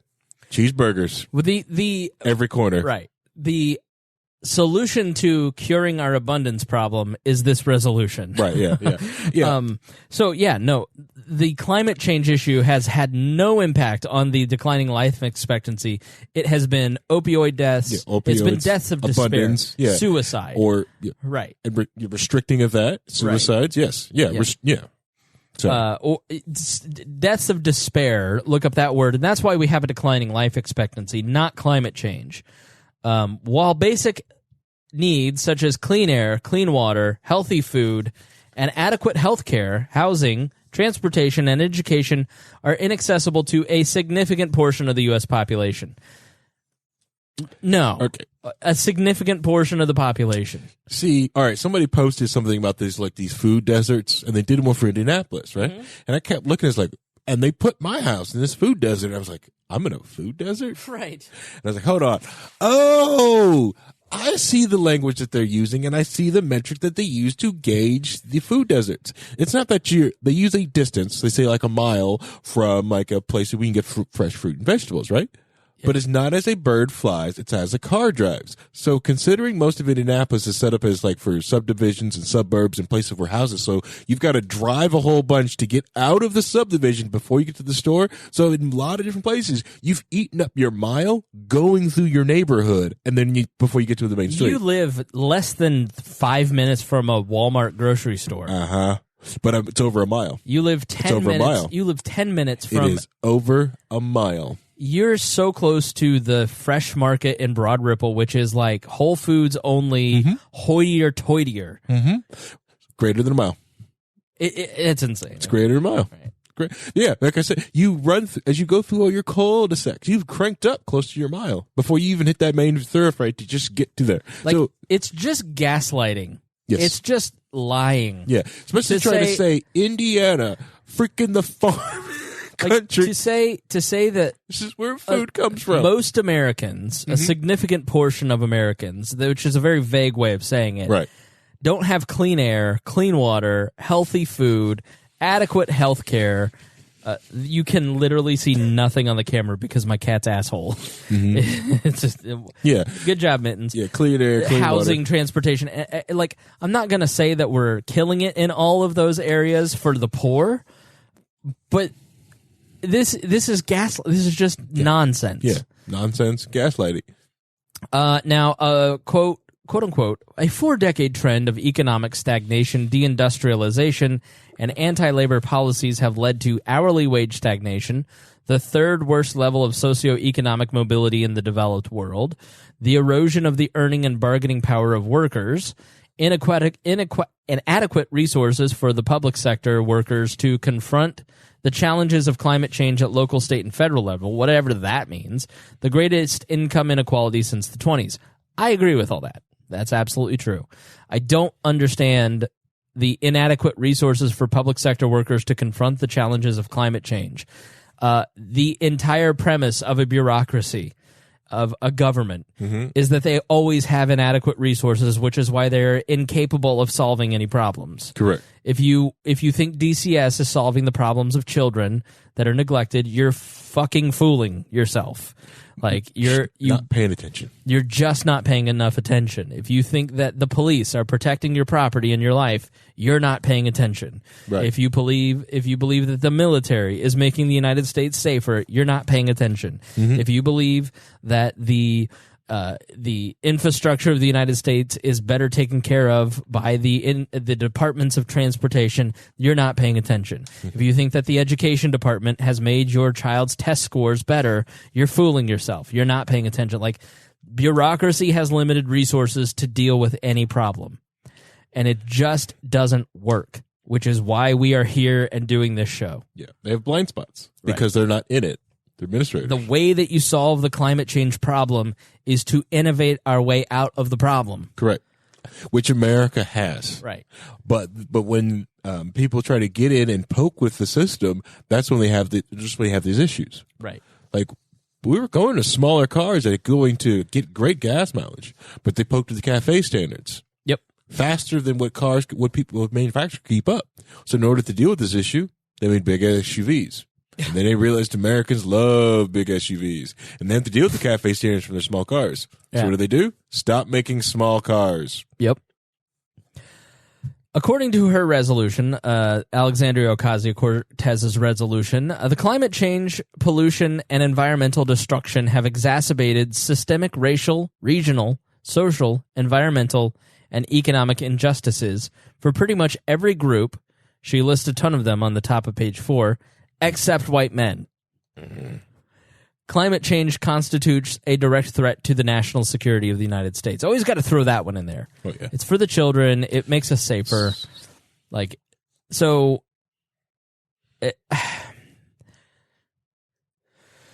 just rewind if you want to get mad. To achieve the stated goal, AOC's Green New Deal includes, quote, "It is the duty of the federal government to create a Green New Deal.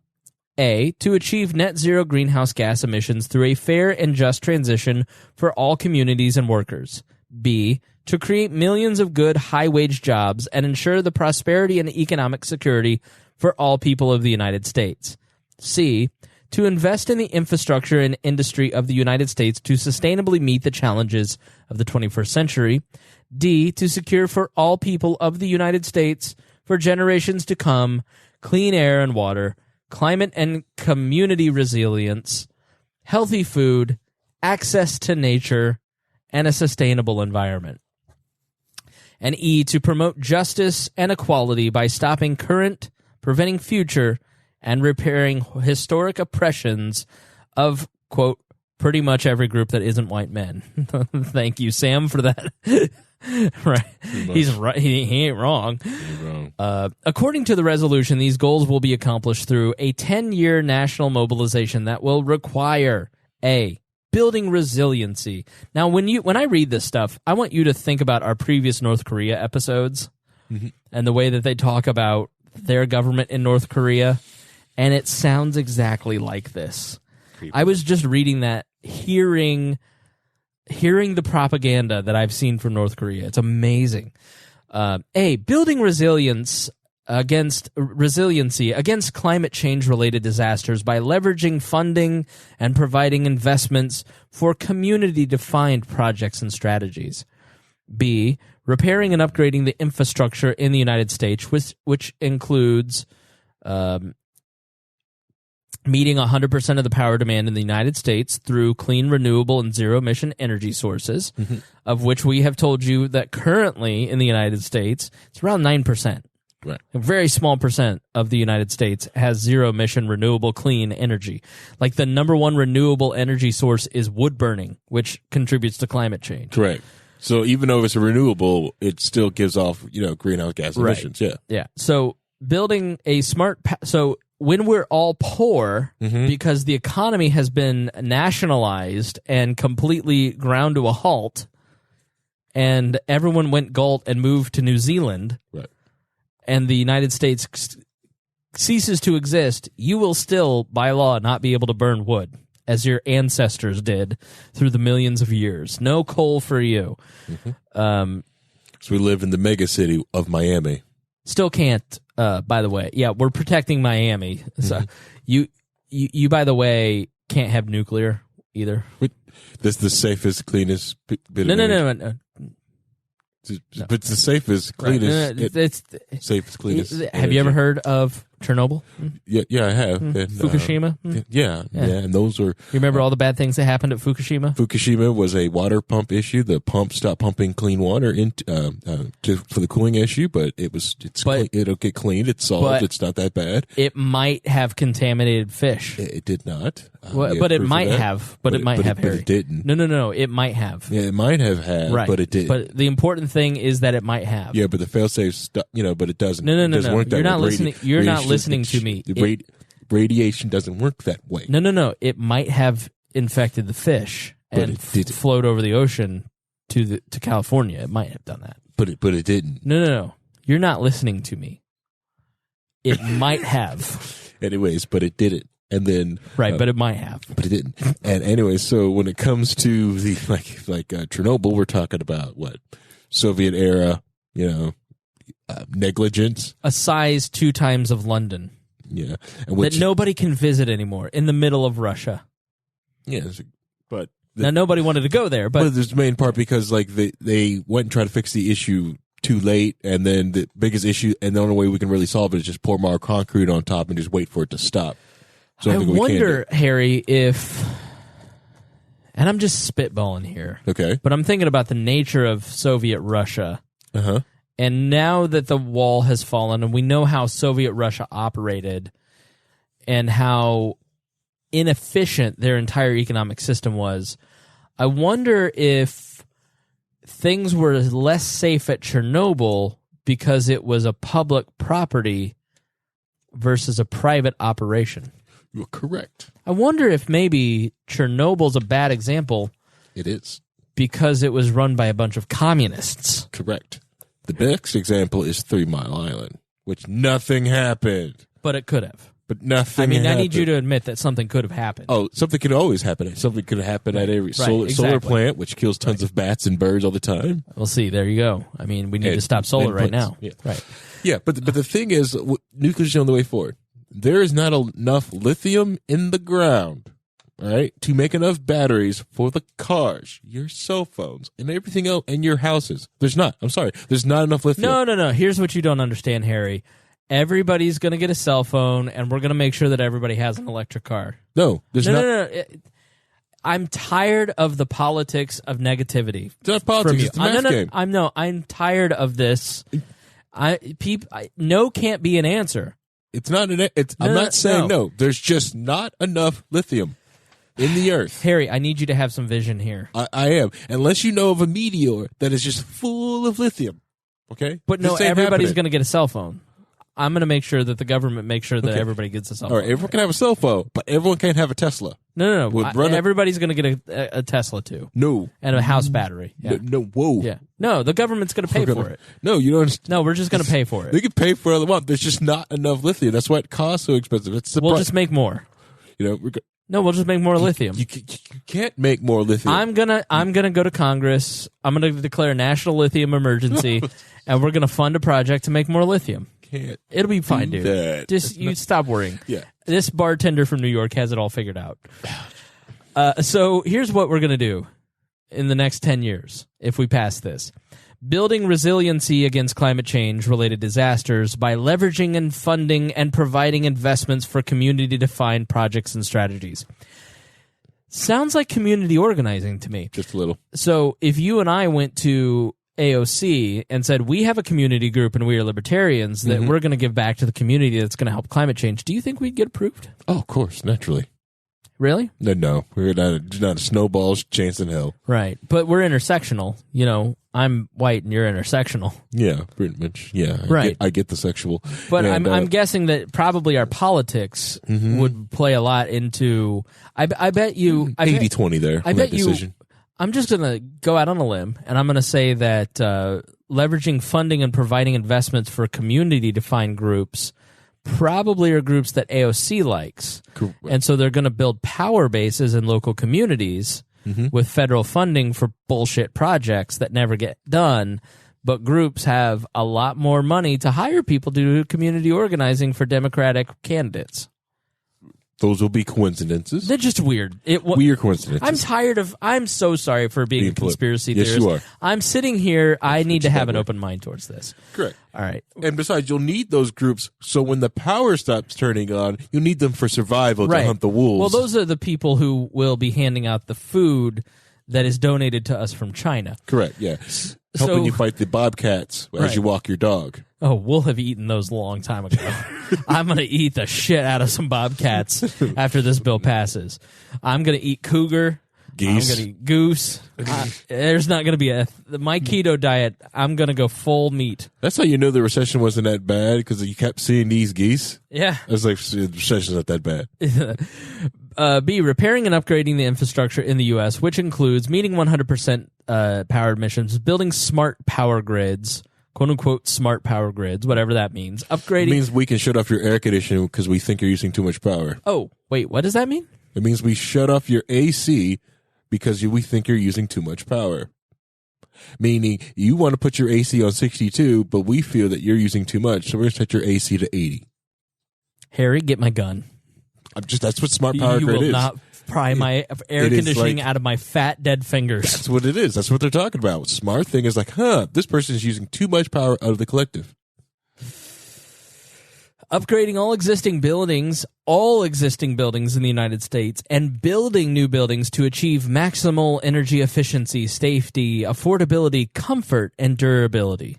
Do you think that maybe the Central Committee in the Soviet Union said, we will build all our buildings to be safe, affordable, comfortable, and durable? Like concrete? Yeah. Spurring massive growth in clean manufacturing in the United States. Working with farmers to eliminate pollution and greenhouse gas emissions from the agricultural sector. Whatever does that mean, Harry? I hope it means GMOs, because if it's not GMOs, then, it's just good. They have to use all these pesticides and everything else, which ruins the groundwater. You are not going to get rid of my cow farts. That's all I'm saying right now. If they are going to try and get rid of cows, we're going to have a problem. My AC and my cows, I don't think so. Removing greenhouse gases from the atmosphere and reducing pollution by restoring ecosystems through proven low-tech solutions. No, the low-tech solutions of restoring ecosystems, that's Detroit. The crumbling infrastructure and abandoned houses have all been taken over through a low technology called nature. Just leaving it alone and just watch it happen. Right. Restoring and protecting threatened, endangered, and fragile ecosystems. I just get sick and tired of all these eco warriors who live in big cities. cleaning up existing hazardous waste and abandoned sites. You'll be cleaning up abandoned sites because you'll be trying to get the scrap metal from the buildings. Yep. And identifying other emission and pollution sources and creating solutions to eliminate them. You know, Harry, people emit and pollute a lot, so maybe we should create a solution to eliminate them. Maybe just some sort of way so we can, concentrate them into an area. Right. Okay. Right. So we can control, their energy consumption, food consumption. Right. Just to make sure they're green. Right. For green reasons. Yeah. And anybody who doesn't agree with this plan, I think we really need to, just like in the previous segment where the FBI already has a list of people who are troublemakers. Right. Like, you need to just get on board, or else, we'll have you go somewhere and concentrate harder. Mm-hmm. Right. Mm-hmm. So this is your last chance. This is your final solution. Yeah. The fact that nuclear's not on the table, because honestly, a car, right, it is actually pound for pound for what it is, right? It is safe. We have gotten the technology, or we're getting the technology, so it becomes cleaner and cleaner and cleaner. Okay, than what it started out, but also made it more efficient and and it's becoming more efficient. Right. Lithium-ion batteries, they're almost at peak. They're at peak, right? I'm just going to say it. They're peak. They are not going to get that much better. I'm sorry. You can put your Elon Musk Messiah down. He's not going to get these batteries any much better than this. They are where they are. Find another battery source. I'm just so tired of you can't. I'm just tired of Republicans like you who don't get it. To achieve the Green New Deal goals, it will require the following goals and projects. Providing and leveraging in a way that ensures that the public receives appropriate ownership, states, and returns on investment, adequate capital, including through community grants, public banks, and other public financing. We'll do it with technical expertise, supporting policies and other forms and assistance to communities, organizations, federal, state, and local government agencies, and businesses working on the Green New Deal mobilizations. We're going to do it by ensuring that the federal government takes into account the complete environmental and social costs and impacts of emissions through existing laws, new policies, maybe rewrite a few things that are just kind of outdated. In the way, right, yeah. Like 1 through 10, maybe. Let's start with those bills. Those amendments. Providing resources, training, and high-quality education to all people of the United States. So to fight climate change, we need to give free education to every person in the United States. To train them on how to be clean. Re-educate them. Yes. I think, yeah. As if our children aren't already getting an education in this bullshit. Go listen to the first part of the Green New Deal episode. Making public investments in the research and development of new clean and renewable energy. Everybody knows that public investments, like Solara. Yeah, Solara. Yeah. Yeah, I mean, Solara was a great example of, the public, Obama went out there, he touted Solara, and look at all the technology that they've spawned. I mean, when people have unlimited grants from the federal government, like colleges, for instance, they do great things with the money. Now, public investment is really the way to go if you want to create solutions. Now, making public investments so spur economic development, deepen and diversify industries in local economies while prioritizing high-quality job creation. So spurring economic development and diversifying industry in local economies, right? So, the government will give grants. I'd like you to meet the new president of We Are Libertarians. It's Harry Price. I'll probably get more grants than you would. I would get no grants. I'd like you to meet my new gay trans co-host. He's black, Harry. Get all the grants. He's also, can't walk. Get a wheelchair up. I'm going to get so many grants out of you. Yep. Just cancel your Patreon now. Harry is my new Patreon. Here's where it gets good. ensuring the use of democratic and participatory processes that are inclusive of and led by frontline and vulnerable communities and workers. There's nothing like ensuring that your plan is going to be successful, like putting it in the hands of people who have never created jobs or created new technologies. I think that's brilliant.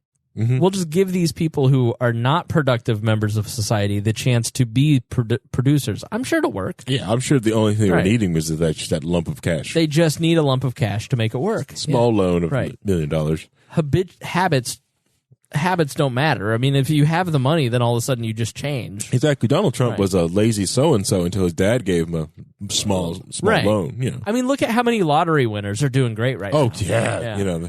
Pillars of their community. Now, I'm for diversity, and I'm for people who are in a position of power, making sure that they are recognizing that people who are in vulnerable communities could use a chance. Yes. As they decide to do voluntarily with their money, and can remove their money at any time if they feel their money is not being used to the best of its ability. Yes. But when the government does it, they don't do the oversight that is required. They simply just ask for more money. But what this is saying is that it's going to ensure the use of democratic and by frontline and vulnerable communities and workers. Really what that means is that progressive community groups are going to be put in charge of stuff. Poor people are not going to be put in charge of anything. Right. The well-connected in the left will be put in charge of things. Yes. The people who already have some measure of power but have some influence are going to be put in positions of power. It's a huge system of graft. Correct. Chelsea Clinton, Sasha Malia are going to need jobs. Right. No, I'm talking about the community organizers in our towns, the people who ran Acorn, or the heads of Planned Parenthoods in your city, or who are, like I'm thinking of one lawyer who does all the law work for the local unions. She's the one who's going to get she's quote unquote a vulnerable member of a community because she's a worker, she's a Latino, she's a female. She's part of these vulnerable communities. Yeah. This is one of the most powerful women in the entire state. Yeah. She's going to be even more powerful because this giant system of corruption and graft will then be used to grow the base of Alexandria Ocasio-Cortez, using your money to do it, by the way. Yep. She will control your house. She will control the building you work in. She will control all the compliance for every job that you have. She will shut off your air conditioning if you're using too much. And if you want to fight it, talk to the person who's getting thousands of dollars a month from the United States government that she controls. Correct. Good luck getting them to vote against it. How is that not Tammany Hall? How is this not The Sopranos running? I mean, we joke about the government being the mob now, but just wait if this were to ever pass. I mean, this is wild.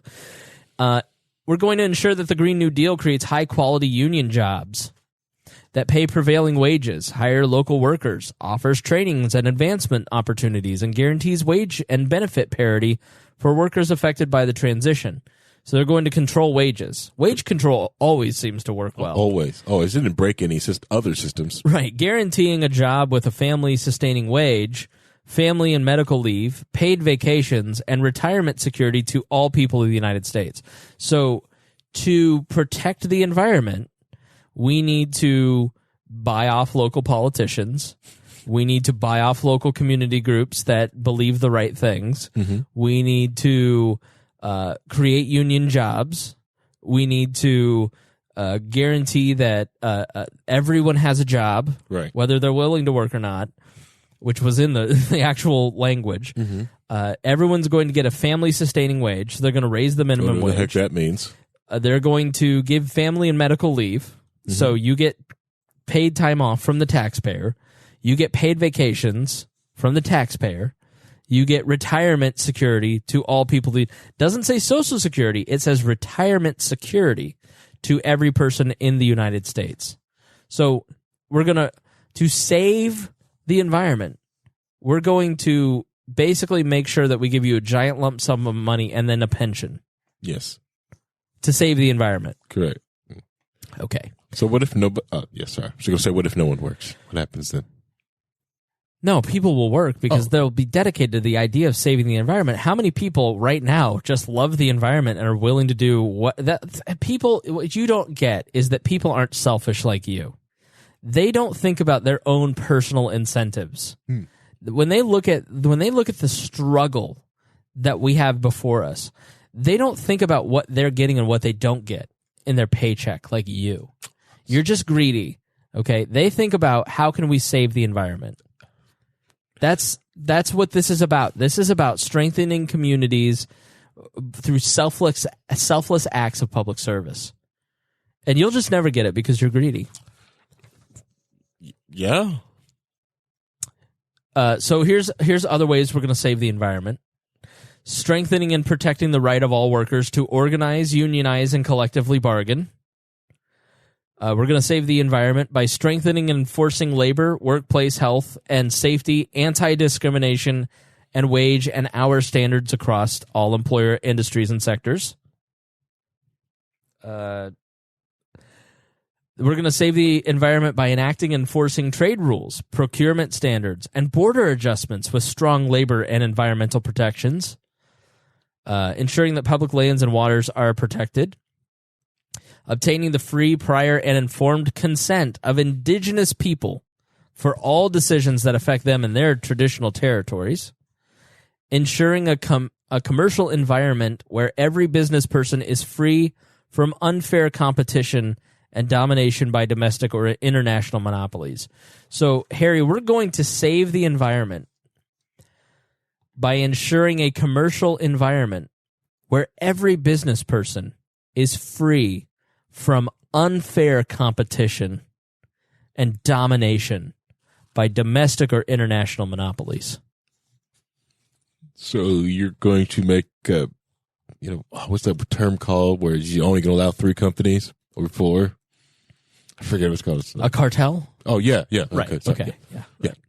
But it's going to save the environment. Correct. We need to take that step where the government picks and chooses who is competition and who is not. Yeah, because it's not fair for Uber to have to compete with Lime and and Bird. Right. Well, it's not fair. No. Taxis are unionized, and Uber treats its people pretty unfairly. That's not fair.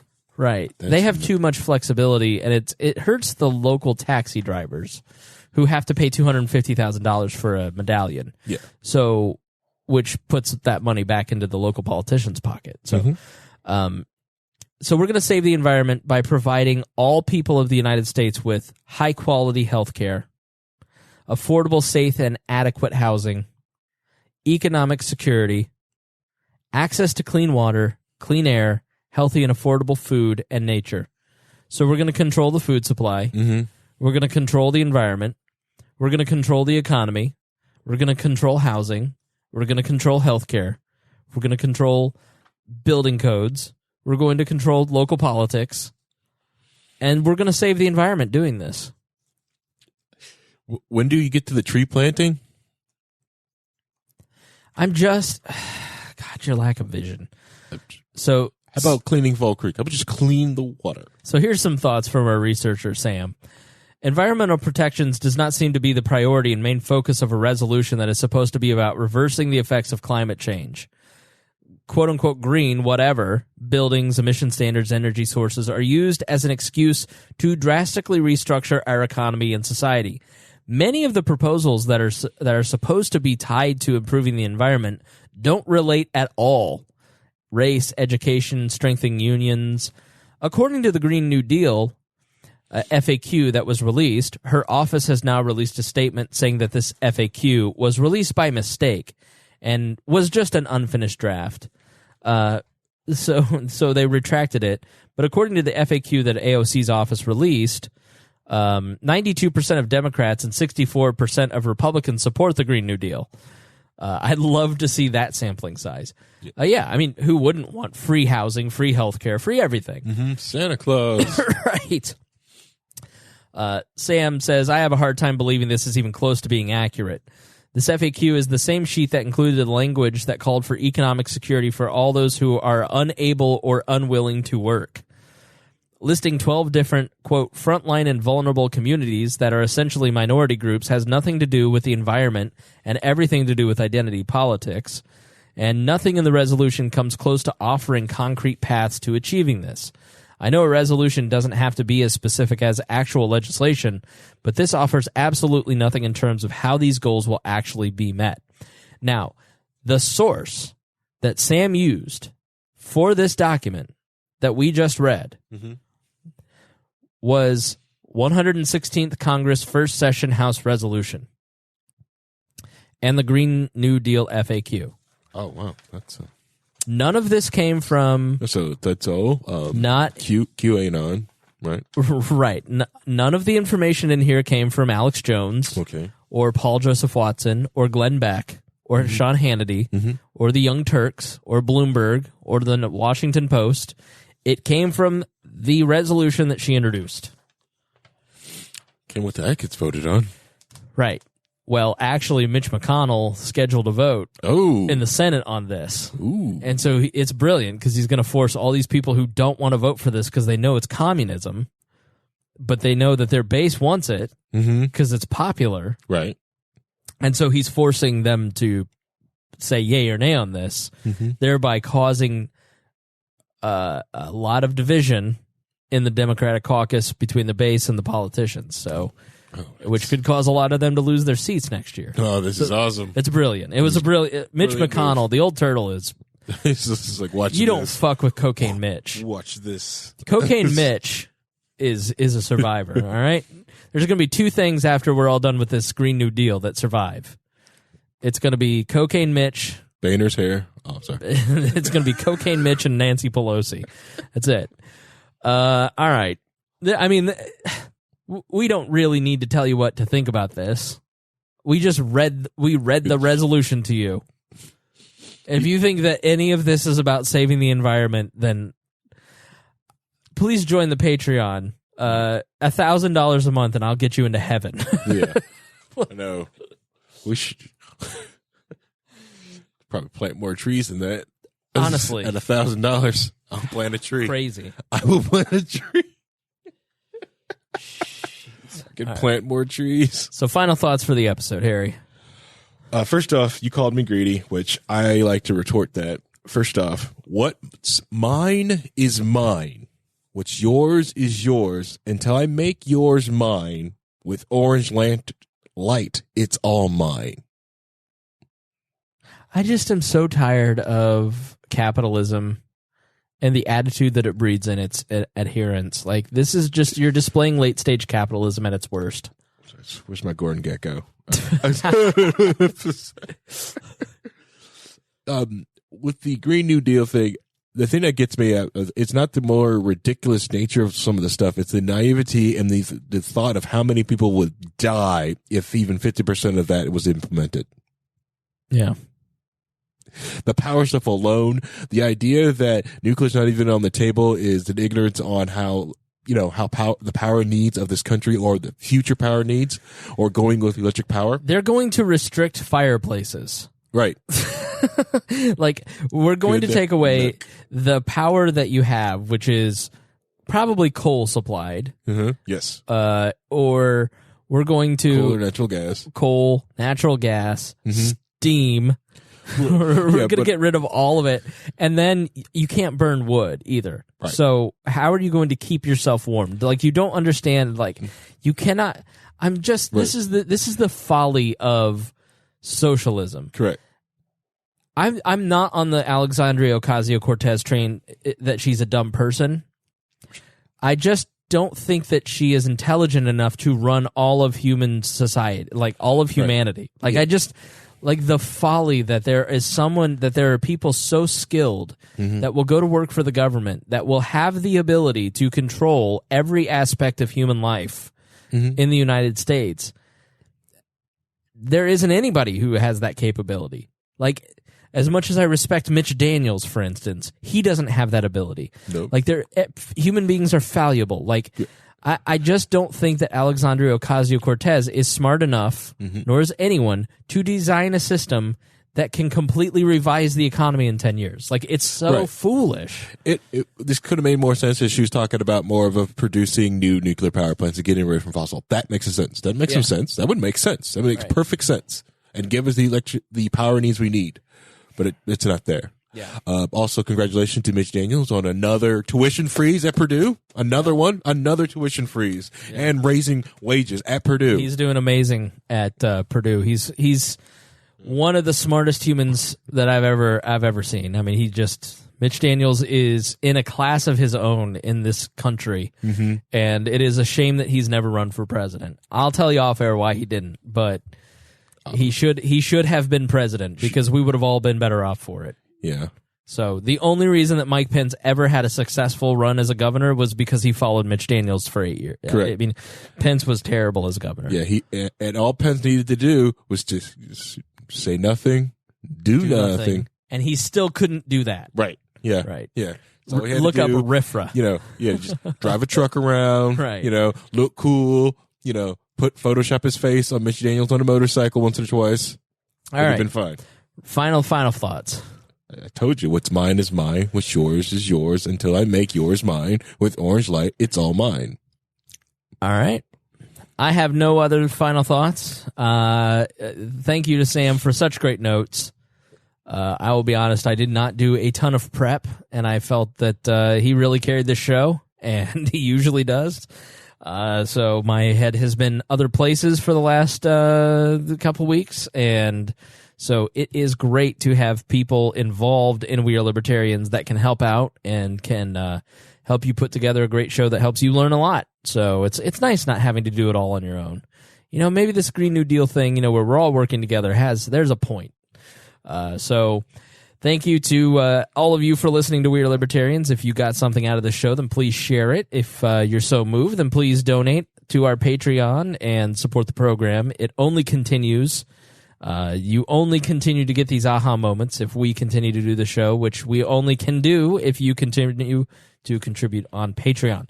So thank you for joining us here on the show, and we will see you. Well, I'll have a daily up tomorrow, so we'll see you tomorrow. Are you tired of banging your head against the proverbial wall of politics and getting nowhere toward actually making your life more free? Are you tired of interview podcasts that have the same guests as every other libertarian interview podcast out there? Are you tired of hearing the same news stories that you can hear on the mainstream media?